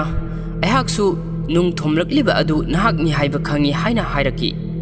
madugidamak ayhak soikre aibu ngakpiu nahakti yamna phaba miyoiba amani haiba basona makha taraduna hairaki maduragi baso aroiba oina momon minok ama tawramlaga mahak mafam aduda thawai thakirami baso sikhibada mafam aduda leiramliba magi marupsing adu loina kaplami masigi matung oishi yum adudagi khara chathoklaga ahangba lamhang amada wakhal tawdun leiri matam asida kai oishigi manakta sangsilaki kai ubda oishina hairaki karigumbai khoina Lord Asano siba numit aduda lan tawduna laman khumlamlabadi ngasigi thaudok asi thoklamloi lan aduda maithiramba tarabasu miyamna ikhoibu hena ikai khumnaramgani haina ningamdana hairaki oishigi mapukning sonthare haiba khangbadagi kaina mahakpu mapukning thaugat pirami mahak samurai amani makhutta thangsang amasu pairi haujiksu matam yamna leiri upai ama tawduna kirabu maithiba pigedobani haina thauna hapirami mathangi ayukta kaina miyoi khara mafam adu fauduna satpa urami madurigi mana paw asi oishida piduna makhoi ani miyoi sing adugi manakta laklami aduga makhoi gi lambi adugi mamangda thachinduna thamlami magi miyoi sing aduna nakandagi lagliba miyoi sing adubu loina koisilami lagliba miyoi sing adugi luchingba aduna makhoi di lanmi nate Lord Kiragi lohongbagi thauram aduda performance utpa lakpa miyoi singni Lord Kira masamak laklaga makhoi ba performance ut aba hairambani haina hairaga Kirana piramba sithi adu oishida pisilami oishina sithi adu yengdrabasu yare makhoina utkiba performance adu mahakna hana akoda ukre haina hairaki oishina ako palakpadagi nupa aduna makhoi Lord Asano gi miyoising natabra haina yamna langtakna na hanglaki laibak phabadi performance utpa lagliba miyoising adu Lord Asano bu nungchijaba miyoy ngakta oiramle oishina miyoising aduda tangai fadana makhoi gi damak mateng khara pangbiyo haina haijarami asumna miyoising aduga loinana makhoi gi game aduda laklami asum lakpada yasuno na kaibu amukta ngaikho haina khamlami maduragi mana kaida mahak mamangi matamda mangonde yamna lankhre matam amada mana tamthiraba sa adu hatpiduna magin mathai kanbibagi damak thagatpasu phongdoklami masiga loinana mana kaida mahak hojik samurai ama oirabani samurai singdi mahausana thang ani paigedabani haina hairaga basona pairamba thang adu kaida khusinarami masigi matung wasak lawbagi thauram masa ama mafam aduda pangthoklami itihas oihaurakadauba wasak kisi aduda asumna iri karigumba aranba phattaba thabak ama pangthokpa matamda miyoi adubu sairak pidana thakiba tarabadi sangsar asida asum aran haibadu leiraroi layam singi mamangda yamna ikai ningaini asumna tawrabadi makhoina ikhoibu hanthabam yengamada yengkhini maram asina ngasigi ahing asida aikhoigi ining thawbu launam tawduna hatkibagidamak sungsoi soidana laman khungani ngasi aikhoina utkadawriba thauna paraba thabak asibu dungi saron suron singna ningsingduna lehoba oirasanu makhoida achumbagi amadi thauna phabagi ithil ama piba oirasunu haina iri warol asigi makhada lan sangadawriba ronin sing adugi maming sing adu iraduna makhoigi khubidagi i khara thokhanduna serol aduda khubi soi amamam tawrammi mayam adugi marakta kaisu yawrammi punna makhoi 98 wasak lawrammi masigi matung numit adugi numidang adumaktada performance utkadawriba miyoising aduga loinana makhoi nagato da leiba Lord Kiragi konung aduda laklami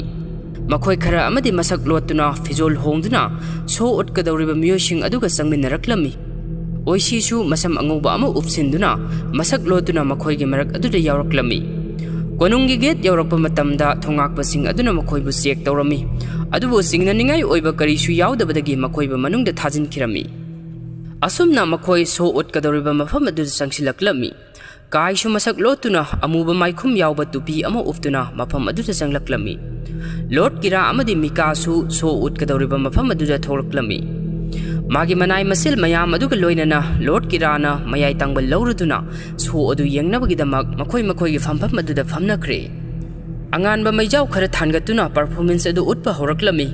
ꯃꯅꯤꯡꯂꯣꯝꯗꯅ ꯑꯃꯨꯛ ꯂꯥꯛꯂꯤꯕ ꯑꯣꯏꯁꯤꯒꯤ ꯃꯤꯑꯣꯏꯁꯤꯡ ꯑꯗꯨꯅ ꯈꯨꯠꯁꯨ ꯈꯨꯠꯂꯥꯏꯁꯤꯡ ꯂꯧꯊꯣꯛꯇꯨꯅ ꯂꯥꯟꯗꯥꯅꯕꯒꯤꯗꯃꯛ ꯁꯦꯝ ꯁꯥꯗꯨꯅ ꯂꯩꯅꯔꯝꯃꯤ꯫ ꯀꯣꯅꯨꯡꯒꯤ ꯋꯥꯜ ꯑꯗꯨꯗ ꯑꯔꯣꯟꯕ ꯐꯤꯖꯣꯜ ꯁꯦꯠꯇꯨꯅ ꯀꯥꯔꯛꯂꯒ ꯃꯐꯝ ꯑꯗꯨꯗ ꯂꯩꯔꯤꯕ ꯒꯥꯔꯗꯁꯤꯡ ꯑꯗꯨ ꯇꯞꯅ ꯇꯞꯅ ꯃꯈꯣꯜ ꯊꯣꯛꯍꯟꯗꯅ ꯂꯣꯏꯁꯤꯟꯕ ꯍꯧꯔꯛꯂꯝꯃꯤ꯫ ꯍꯧꯖꯤꯛ ꯁꯣ ꯑꯗꯨꯗ ꯑꯣꯏꯁꯤ ꯊꯣꯛꯂꯛꯂꯦ꯫ ꯃꯍꯥꯛꯅ ꯁꯣ ꯑꯃ ꯎꯠꯅ ꯂꯣꯔꯗ ꯀꯤꯔꯥꯕꯨ ꯑꯦꯇꯦꯛ ꯇꯧꯅꯕ ꯇꯥꯟꯖꯥ ꯉꯥꯏꯗꯨꯅ ꯂꯩꯔꯤ꯫ ꯄꯔꯐꯣꯃꯦꯟꯁ ꯑꯗꯨ ꯎꯠꯂꯤꯉꯩ ꯃꯅꯨꯡ ꯑꯗꯨꯗ ꯃꯤꯀꯥꯅ ꯃꯅꯤꯡꯂꯣꯝꯗ ꯌꯦꯡꯊꯣꯛꯄꯗ ꯃꯁꯛ ꯂꯣꯠꯇꯨꯅ ꯂꯩꯔꯤꯕ ꯀꯥꯏꯒ ꯃꯤꯠꯆꯥꯟꯅꯔꯝꯃꯤ꯫ ꯃꯇꯝ ꯑꯁꯤꯗꯒꯤ ꯃꯥꯒꯤ ꯃꯊꯃꯣꯏꯗ ꯀꯔꯤꯒꯨꯝꯕ ꯈꯔꯗꯤ ꯊꯣꯛꯀꯗꯧꯔꯦ ꯍꯥꯏꯕꯒꯤ ꯆꯤꯡꯅꯕ ꯑꯃ ꯐꯥꯎꯔꯝꯃꯤ꯫ ꯃꯤꯖꯨꯀꯤꯅꯁꯨ ꯃꯐꯝ ꯑꯗꯨꯗ ꯀꯔꯤꯒꯨꯝꯕ ꯈꯔ ꯆꯤꯡꯅꯕ ꯐꯥꯎꯔꯝꯃꯤ꯫ ꯁꯣ ꯎꯠꯂꯤꯉꯩꯒꯤ ꯇꯥꯟꯖꯥ ꯑꯁꯤ ꯂꯧꯔꯗꯨꯅ ꯔꯣꯅꯤꯟꯁꯤꯡ ꯑꯗꯨꯅ ꯀꯣꯅꯨꯡ ꯑꯗꯨꯕꯨ ꯉꯥꯛꯂꯤꯕ ꯌꯥꯝꯂꯕ ꯒꯥꯔꯗ ꯃꯌꯥꯝ ꯑꯗꯨ ꯇꯞꯅ ꯇꯞꯅ ꯈꯨꯗꯨꯝ ꯆꯟꯁꯤꯜꯂꯛꯂꯝꯃꯤ꯫ ꯁꯣ ꯎꯠꯐꯝ ꯑꯗꯨꯒꯤ ꯃꯅꯥꯛꯇ ꯂꯩꯔꯤꯕ ꯇꯋꯥꯔ ꯑꯗꯨꯒꯤ ꯃꯊꯛꯇ ꯗ꯭ꯌꯨꯇꯤ ꯇꯥꯗꯨꯅ ꯂꯩꯔꯤꯕ ꯒꯥꯔꯗ ꯑꯍꯨꯝ ꯑꯗꯨ ꯑꯣꯏꯁꯤꯒꯤ ꯃꯤꯑꯣꯏꯁꯤꯡꯅ ꯑꯅꯤ ꯑꯃꯗꯤ ꯍꯥꯠꯈꯤꯔꯝꯃꯤ꯫ ꯑꯍꯨꯝꯁꯨꯕ ꯒꯥꯔꯗ ꯑꯗꯨꯅ ꯈꯪꯂꯛꯇꯨꯅ ꯑꯣꯏꯁꯤꯒꯤ ꯃꯤꯑꯣꯏ ꯑꯗꯨꯒ ꯃꯨꯛꯅꯔꯛꯂꯝꯃꯤ꯫ ꯃꯗꯨꯗꯒꯤ ꯃꯥꯅ ꯄꯔꯐꯣꯃꯦꯟꯁ ꯎꯠꯇꯨꯅ ꯂꯩꯔꯤꯕ ꯑꯣꯏꯁꯤꯗ ꯇꯦꯟ ꯑꯃꯅ ꯀꯥꯞꯂꯛꯂꯝꯃꯤ꯫ ꯇꯦꯟ ꯑꯗꯨꯅ ꯑꯣꯏꯁꯤꯒꯤ ꯄꯥꯝꯕꯣꯝ ꯃꯌꯥꯗ ꯈꯦꯠꯇꯨꯅ ꯆꯠꯈꯤꯔꯝꯃꯤ꯫ ꯃꯁꯤꯒ ꯂꯣꯏꯅꯅ ꯃꯍꯥꯛ ꯁ꯭ꯇꯦꯖꯀꯤ ꯃꯈꯥꯗ ꯇꯥꯔꯛꯂꯝꯃꯤ꯫ ꯃꯥꯅ ꯎꯞꯂꯝꯕ ꯁꯝ ꯑꯗꯨꯁꯨ ꯀꯦꯟꯈ꯭ꯔꯦ꯫ ꯃꯗꯨꯗꯒꯤ ꯀꯤꯔꯥꯅ ꯃꯍꯥꯛꯄꯨ ꯑꯣꯏꯁꯤꯅꯤ ꯍꯥꯏꯕ ꯈꯪꯂꯛꯄꯗꯒꯤ ꯃꯤꯀꯥꯒ ꯂꯣꯏꯅꯅ ꯃꯈꯣꯏ ꯑꯅꯤ ꯂꯥꯟꯃꯤꯁꯤꯡ ꯑꯗꯨꯅ ꯉꯥꯛ ꯁꯦꯟꯗꯨꯅ ꯀꯣꯅꯨꯡ ꯃꯅꯨꯡꯗ ꯆꯪꯈꯤꯔꯝꯃꯤ꯫ ꯍꯧꯖꯤꯛꯇꯤ ꯏꯈꯪꯗ ꯈꯪꯅꯔꯛꯂꯕꯅꯤꯅ ꯅꯥꯀꯟ ꯑꯅꯤꯃꯛꯀꯤ ꯃꯤꯑꯣꯏꯁꯤꯡ ꯊꯣꯛꯅꯔꯛꯇꯨꯅ ꯃꯐꯝ ꯑꯗꯨꯗ ꯆꯥꯎꯔꯕ ꯂꯥꯟꯖꯥꯎ ꯑꯃ ꯊꯣꯛꯂꯝꯃꯤ꯫ ꯃꯤꯖꯨꯀꯤꯁꯨ ꯃꯐꯝ ꯑꯗꯨꯗꯒꯤ ꯀꯣꯅꯨꯡ ꯃꯅꯨꯡꯂꯣꯝꯗ ꯄꯥꯏꯁꯤꯟꯈ꯭ꯔꯦ꯫ ꯌꯥꯁꯨꯅꯨꯅ ꯂꯨꯆꯤꯡꯗꯨꯅ ꯀꯤꯔꯥ ꯑꯃꯗꯤ ꯃꯤꯀꯥꯕꯨ ꯅꯥꯀꯟ ꯑꯃꯔꯣꯝꯗꯒꯤ ꯇꯥꯟꯅꯔꯛꯂꯝꯃꯤ꯫ ꯑꯗꯨꯕꯨ ꯀꯤꯔꯥꯒꯤ ꯆꯥꯎꯔꯕ ꯁꯃꯨꯔꯥꯏ ꯑꯗꯨꯅ ꯃꯈꯣꯏꯕꯨ ꯊꯠꯇꯨꯅ ꯊꯝꯂꯒ ꯀꯤꯔꯥ ꯃꯐꯝ ꯑꯗꯨꯗꯒꯤ ꯃꯤꯀꯥꯕꯨ ꯄꯨꯔꯒ ꯃꯅꯨꯡꯗ ꯑꯃꯨꯛ ꯆꯪꯈꯤꯔꯝꯃꯤ꯫ ꯀꯤꯔꯥꯒꯤ ꯁꯃꯨꯔꯥꯏ ꯑꯗꯨꯅ ꯌꯥꯁꯨꯅꯨ ꯇꯝꯅ ꯆꯪꯁꯤꯜꯂꯛꯏ꯫ ꯑꯗꯨꯕꯨ ꯃꯈꯣꯏꯒꯤ ꯃꯤꯑꯣꯏ ꯑꯃꯅ ꯕꯣꯝ ꯑꯃ ꯃꯩꯅꯥ ꯆꯨꯗꯨꯅ ꯂꯪꯁꯤꯜꯂꯛꯄꯗꯒꯤ ꯕꯣꯝ ꯑꯗꯨ ꯄꯣꯈꯥꯏꯕꯗ ꯁꯃꯨꯔꯥꯏ ꯑꯗꯨꯁꯨ ꯌꯥꯎꯈꯤꯔꯝꯃꯤ꯫ ꯀꯤꯔꯥꯅ ꯃꯤꯀꯥꯕꯨ ꯄꯨꯗꯨꯅ ꯃꯅꯨꯡꯗ ꯆꯪꯁꯤꯜꯂꯛꯏ꯫ ꯃꯇꯝ ꯑꯁꯤꯗ ꯃꯤꯀꯥꯅ ꯃꯥꯒꯤ ꯃꯈꯨꯠꯇ ꯌꯦꯞꯇꯨꯅ ꯄꯨꯔꯛꯄ ꯊꯥꯡ ꯃꯆꯥ ꯑꯗꯨꯅ ꯀꯤꯔꯥꯗ ꯊꯤꯟꯅꯕ ꯍꯣꯠꯅꯔꯝꯃꯤ꯫ ꯃꯗꯨꯗꯒꯤ ꯃꯈꯣꯏ ꯑꯅꯤ ꯃꯐꯝ ꯑꯗꯨꯗ ꯃꯨꯛꯅꯗꯨꯅ ꯉꯥꯏꯍꯥꯛ ꯂꯩꯔꯝꯃꯤ꯫ ꯃꯇꯝ ꯑꯁꯤꯗ ꯀꯥꯏꯒ ꯑꯣꯏꯁꯤꯒ ꯃꯐꯝ ꯑꯗꯨꯗ ꯆꯪꯁꯤꯜꯂꯛꯇꯨꯅ ꯀꯤꯔꯥꯒꯤ ꯂꯥꯟꯃꯤꯁꯤꯡ ꯑꯗꯨꯒ ꯑꯃꯨꯛ ꯂꯥꯟꯊꯦꯡꯅꯔꯝꯃꯤ꯫ ꯇꯥꯟꯖꯥ ꯑꯁꯤ ꯂꯧꯗꯨꯅ ꯃꯤꯀꯥ ꯑꯇꯣꯞꯄ ꯀꯥ ꯑꯃꯔꯣꯝꯗ ꯌꯥꯝꯅ ꯌꯥꯡꯅ ꯆꯦꯟꯁꯤꯟꯈꯤꯔꯝꯃꯤ ꯑꯗꯨꯒ ꯀꯤꯔꯥꯅ ꯑꯃꯨꯛ ꯑꯇꯣꯞꯄ ꯀꯥ ꯑꯃꯔꯣꯝꯗ ꯑꯃꯨꯛ ꯆꯦꯟꯁꯤꯟꯈꯤꯔꯝꯃꯤ꯫ ꯀꯥꯏꯒ ꯑꯣꯏꯁꯤꯒꯅ ꯀꯤꯔꯥꯒꯤ ꯂꯥꯟꯃꯤꯁꯤꯡ ꯑꯗꯨꯕꯨ ꯃꯥꯏꯊꯤꯕ ꯄꯤꯔꯝꯃꯤ꯫ ꯀꯥꯏꯅ ꯃꯤꯀꯥꯅ ꯆꯦꯟꯈ꯭ꯔꯤꯕ ꯃꯥꯏꯀꯩ ꯑꯗꯣꯝꯗ ꯆꯦꯟꯈꯤꯔꯝꯃꯤ ꯑꯗꯨꯒ ꯑꯣꯏꯁꯤꯅ ꯑꯃꯨꯛ ꯀꯤꯔꯥꯅ ꯆꯦꯟꯈꯤꯕ ꯃꯥꯏꯀꯩ ꯑꯗꯣꯝꯗ ꯆꯪꯈꯤꯔꯝꯃꯤ꯫ ꯂꯥꯟꯐꯝ ꯑꯗꯨꯗ ꯑꯉꯥꯡ ꯑꯣꯏꯔꯤꯕ ꯑꯣꯏꯁꯤꯒꯤ ꯃꯆꯥꯅꯨꯄꯥ ꯆꯤꯀꯥꯔꯥꯅꯁꯨ ꯃꯥꯒꯤ ꯑꯔꯩꯕ ꯊꯧꯅꯥ ꯄꯨꯝꯕ ꯎꯠꯇꯨꯅ ꯌꯥꯝꯅ ꯆꯥꯎꯅ ꯂꯥꯟꯐꯝ ꯑꯗꯨꯗ ꯃꯇꯦꯡ ꯄꯥꯡꯂꯝꯃꯤ꯫ ꯂꯥꯟꯐꯝ ꯑꯗꯨꯗ ꯂꯥꯛꯂꯤꯕ ꯔꯣꯅꯤꯟ ꯈꯨꯗꯤꯡꯃꯛꯅ ꯃꯈꯣꯏꯒꯤ ꯑꯔꯩꯕ ꯊꯧꯅꯥ ꯎꯠꯇꯨꯅ ꯂꯥꯟꯐꯝ ꯑꯗꯨꯕꯨ ꯂꯥꯟꯊꯦꯡꯅꯔꯝꯃꯤ꯫ ꯀꯥꯏꯅ ꯃꯤꯀꯥꯅ ꯆꯦꯟꯁꯤꯟꯈ꯭ꯔꯤꯕ ꯃꯥꯏꯀꯩ ꯑꯗꯣꯝꯗ ꯆꯦꯟꯁꯤꯜꯂꯛꯇꯨꯅ ꯃꯤꯀꯥꯒ ꯑꯃꯨꯛ ꯍꯟꯅ ꯊꯦꯡꯅꯔꯝꯃꯤ꯫ ꯀꯥꯏ ꯎꯕꯗ ꯃꯤꯀꯥ ꯍꯔꯥꯎꯃꯟꯈꯤꯕꯅ ꯆꯦꯟꯁꯤꯜꯂꯛꯇꯨꯅ ꯀꯥꯏꯕꯨ ꯆꯦꯠꯅ ꯀꯣꯟꯁꯤꯟꯖꯔꯝꯃꯤ꯫ ꯃꯇꯝ ꯑꯁꯤꯗ ꯀꯤꯔꯥꯒꯤ ꯋꯤꯠꯆ ꯃꯤꯖꯨꯀꯤ ꯃꯐꯝ ꯑꯗꯨꯗ ꯆꯪꯁꯤꯜꯂꯛꯈꯤ꯫ ꯋꯤꯠꯆ ꯑꯗꯨꯗ ꯀꯥꯏꯅ ꯃꯍꯥꯛ ꯀꯅꯥꯅꯣ ꯀꯔꯤꯅꯣ ꯍꯥꯏꯕ ꯃꯍꯥꯛꯅ ꯃꯁꯛ ꯃꯨꯟꯅ ꯈꯪꯏ ꯑꯗꯨꯒ ꯃꯥꯅ ꯃꯍꯥꯛꯄꯨꯁꯨ ꯑꯀꯤꯕ ꯄꯣꯛꯇꯦ ꯍꯥꯏꯅ ꯋꯤꯠꯆ ꯑꯗꯨꯗ ꯐꯣꯡꯗꯣꯛꯂꯝꯃꯤ꯫ ꯃꯗꯨꯗꯒꯤ ꯋꯤꯠꯆ ꯑꯗꯨ ꯈꯨꯗꯛ ꯑꯗꯨꯗ ꯆꯥꯎꯔꯕ ꯑꯀꯤꯕꯒꯤ ꯃꯁꯛ ꯐꯪꯂꯕ ꯗ꯭ꯔꯦꯒꯟ ꯑꯃ ꯑꯣꯜꯂꯛꯂꯝꯃꯤ꯫ ꯗ꯭ꯔꯦꯒꯟ ꯑꯗꯨ ꯎꯕꯗ ꯀꯥꯏ ꯀꯔꯤꯁꯨ ꯅꯥꯆꯨꯡꯕ ꯄꯣꯛꯂꯝꯗꯦ꯫ ꯀꯥꯏ ꯊꯥꯡꯒꯤ ꯊꯥꯡꯂꯣꯟ ꯌꯥꯝꯅ ꯍꯩꯕ ꯑꯃꯗꯤ ꯁꯔꯤꯠ ꯁꯔꯥꯛꯁꯨ ꯌꯥꯝꯅ ꯍꯩꯕ ꯃꯤꯑꯣꯏ ꯑꯃꯅꯤ꯫ ꯃꯁꯤꯗ ꯅꯠꯇꯅ ꯃꯍꯥꯛꯇꯤ ꯗꯤꯃꯟꯁꯤꯡꯒꯤ ꯕ꯭ꯂꯦꯛ ꯃꯦꯖꯤꯛ ꯀꯌꯥ ꯑꯃꯁꯨ ꯍꯩꯔꯤꯕꯅꯤ꯫ ꯑꯁꯣꯝꯗꯅ ꯑꯃꯨꯛ ꯑꯣꯏꯁꯤ ꯀꯤꯔꯥꯒ ꯊꯦꯡꯅꯗꯨꯅ ꯃꯈꯣꯏ ꯑꯅꯤꯁꯨ ꯑꯀꯟꯕ ꯂꯥꯟꯐꯝ ꯑꯃꯗ ꯃꯥꯌꯣꯛꯅꯔꯤ꯫ ꯋꯤꯠꯆ ꯑꯗꯨꯅ ꯑꯣꯟꯕ ꯗ꯭ꯔꯦꯒꯟ ꯑꯗꯨꯅ ꯀꯥꯏꯕꯨ ꯑꯦꯇꯦꯛ ꯇꯧꯔꯛꯂꯝꯃꯤ꯫ ꯀꯥꯏꯅ ꯃꯥꯒꯤ ꯑꯦꯇꯦꯛꯁꯤꯡ ꯑꯗꯨꯕꯨ ꯃꯥꯒꯤ ꯊꯥꯡ ꯑꯗꯨ ꯁꯤꯖꯤꯟꯅꯗꯨꯅ ꯉꯥꯛꯊꯣꯛꯂꯝꯃꯤ꯫ ꯃꯗꯨꯗꯒꯤ ꯈꯨꯗꯣꯡ ꯆꯥꯍꯧꯗꯗꯨꯅ ꯗ꯭ꯔꯦꯒꯟ ꯑꯗꯨꯅ ꯀꯥꯏꯕꯨ ꯃꯥꯒꯤ ꯃꯃꯩ ꯑꯗꯨꯅ ꯍꯥꯏꯕꯗ ꯃꯐꯝ ꯑꯗꯨꯗꯒꯤ ꯄꯥꯏꯊꯣꯛꯇꯨꯅ ꯇꯥꯔꯝꯃꯤ꯫ ꯃꯥꯅ ꯄꯥꯏꯔꯝꯕ ꯊꯥꯡ ꯑꯗꯨꯁꯨ ꯍꯧꯖꯤꯛ ꯂꯩꯃꯥꯏꯗ ꯇꯥꯈ꯭ꯔꯦ꯫ ꯃꯇꯝ ꯑꯁꯤꯗ ꯗ꯭ꯔꯦꯒꯟ ꯑꯗꯨꯅ ꯃꯤꯀꯥꯗ ꯑꯦꯇꯦꯛ ꯇꯧꯒꯦ ꯍꯥꯏꯅ ꯇꯧꯔꯝꯃꯤ꯫ ꯊꯧꯑꯣꯡ ꯑꯗꯨ ꯎꯕꯗ ꯊꯣꯏꯅ ꯍꯦꯟꯅ ꯁꯥꯎꯔꯕ ꯀꯥꯏꯅ ꯃꯃꯥꯡꯗ ꯃꯥꯅ ꯑꯃꯨꯛ ꯍꯟꯅ ꯁꯤꯖꯤꯟꯅꯔꯔꯣꯏ ꯍꯥꯏꯅ ꯋꯥꯁꯛꯈ꯭ꯔꯕ ꯗꯤꯃꯟꯁꯤꯡꯒꯤ ꯕ꯭ꯂꯦꯛ ꯃꯦꯖꯤꯛ ꯑꯗꯨ ꯁꯤꯖꯤꯟꯅꯗꯨꯅ ꯈꯨꯗꯛ ꯑꯗꯨꯗ ꯃꯐꯝ ꯑꯗꯨꯗꯒꯤ ꯌꯥꯝꯅ ꯈꯣꯡꯂꯩ ꯊꯨꯅ ꯄꯥꯏꯁꯤꯜꯂꯛꯇꯨꯅ ꯊꯥꯡ ꯑꯗꯨ ꯈꯨꯟꯒꯠꯂꯝꯃꯤ ꯑꯗꯨꯒ ꯋꯤꯠꯆ ꯑꯗꯨꯒꯤ ꯃꯀꯣꯛꯇ ꯊꯥꯡꯁꯥꯡ ꯑꯗꯨꯅ ꯊꯤꯟꯗꯨꯅ ꯋꯤꯠꯆ ꯑꯗꯨꯕꯨ ꯃꯥꯏꯊꯤꯕ ꯄꯤꯔꯝꯃꯤ꯫ ꯑꯁꯣꯝꯗꯁꯨ ꯑꯣꯏꯁꯤꯅ ꯂꯥꯛꯆꯕ ꯍꯦꯟꯃꯟꯈꯤꯕꯅ ꯂꯣꯔꯗ ꯀꯤꯔꯥ ꯑꯣꯏꯁꯤꯒꯤ ꯃꯈꯨꯠꯇ ꯃꯥꯏꯊꯤꯔꯝꯃꯤ꯫ oishina kirabu matabakta thangna thinduna hatlami aduga magi mangak adu kaptuna lan soknariba mafam aduda puthoraklami kiragi akakba makok adu ubudagi magi lanmi khudengmak oishida loinamak sangjarami kai amadi mika makhoi ani shu mafam aduda thoklaklami asomna makhoina lan asi mai paktuna mathangi ayukta akotamna amuk halaklami makhoina mai fakna halakpa aduda khungi khunja sing mayam amana makhoibu taramna oklami masanu pabu amuk khanna uba phangjabada sikaragi mamasu yamna haraujarami madudagi oishina lusingduna ronin sing adu lord asano gi mongpham adu tamna laklami haujikti mahakpu hatpa miyoi adu hatuna laman khumle ingna sikna lairam lenda potharu ro haina hairaga makhoi miyamna lord asano bu ikai khunna bu lami masigi makha tarakpa sin asida amuk utliba asina leibak adugi sogan tukagawa mafam adu laktuna oishi amadi ronin sing adu unarami Tokugawana oishida karigino mahakna haiba wafambu thawoidaduna laman khumna hotnaribadi haina hanglaki matam asida oishina hairaki ining thau ibungo haiba inde haibagi damak aikhoibu ngakpiyu adu matau karabna aikhoina thaudoksing adu khangduna leiba ngamgani aikhoigi iral asigi damak aikhoi kaidonungda mai leiduna khak cheloi adu lanmi sing asi matik mathauna leiba ningkhibada hongdaba oja guru masak khangna sachaba lanmi ngaktani Sibagi serak piba tarabasu makhoibu ikai khumnabiyu haina haijarami makhoina tawriba maral adukidamaktadi makhoibu mihatpa amagumna pangtingduna hatpa yabani adubu makhoigi ningthaubu ningjaba amadi aranbabu semdokpa ngambagi thauna adukidamak makhoi leibak miyamgi ikai khumnabaga loinana sepuku tawbagi ayaba pire haina sogan tokagwana lauthokhlami masigi matungda kai mikaga aroiba oina amuk khana unarami kaina hairaki handaki mapok asida makhoi ani leiminaba phangdrabasu mathangi mapok lising da mahakpu soidana thiraki haina hairami mikana su mahakpu mapok khudingda mahakpu ngaiduna leramgi haina hairami mathangi numitta soganta kogwana mayai tangba lauduna ronin sing adugi sepuku gi thauram adu hauna ba sem sarami angauba phizol setuna ronin sing adu makhoi gi phampham aduda famnakre makhoi aroiba pukningi oiba wahising makhoi pairiba se maset aduda iduna thamlami tharom asi yengbada yamna pukning nungsiba matang ama haibdu oi maramdi makhoi gi nungsiraba imung manungsingi mitmang maktada makhoi thawai thagadoribani mika sumamitta mapi irasenduna kaibu yengjari hojik ronin sing adu masana masagi thawai lawjabagi matam madu yausilakle matam asida sogan takagwana mayam adubu ngai hakta ngai kho haina khamlammi aduga mana oishigi masanupa sikarabu mayam adugi maraktagi kauthoklammi aduga hairaki oishi nangi i marik khudengmak aina leibak asidagi muthatpa pamde nahakna amadi nangi samurai mayam asina thauna fana leibak asibu ngaklambagumna nangi nasanupa asina nahaki mohut sinduna leibak asi ngakpa ngamba oirasuno haina hairami aduga mana sikaragi thawai bu kanbirami oishi siramdagi mikup aduda mapukningda harauba nungaiba amadi adumak phaujarami masigi matung ronin mayam adu masagi makhutmakna masagi thawai adubu thauna fana aki tujungba amatta poktana loisinjarami masigi makha tarakpa sin asida uliba asina amuk mika thong amagi mathakta leptuna kaina wahi khara iramba sejet adu paiduna si adu yengduna lepli sejet asida asumna iri mapok lising dasu aina nahakpu phangdreba phawba sungsoi soidana thirakhini asumna film asidi matang asida loiselle aduga film asigi matung tarakpa sin asida asumna hairi sahi khudingi December gi tarik taraga mari asida makhoigi maraiba ki damak amadi makhoigi ningthau gi damak thawaina pontha oikraba ronin nifuga taret asibu prithvi gi mapham kaya dagi miyoi lising kaya ama laktuna ikai khumnabu udli film asi asigumba wari asida yumpham oirga puthokhiba film amni phare dudi mayam wari isi matang aswai de loisinjare makhata ba wari singidamak like share amadi subscribe tawiramu haina amuka ning singjari manipuri mana yaifare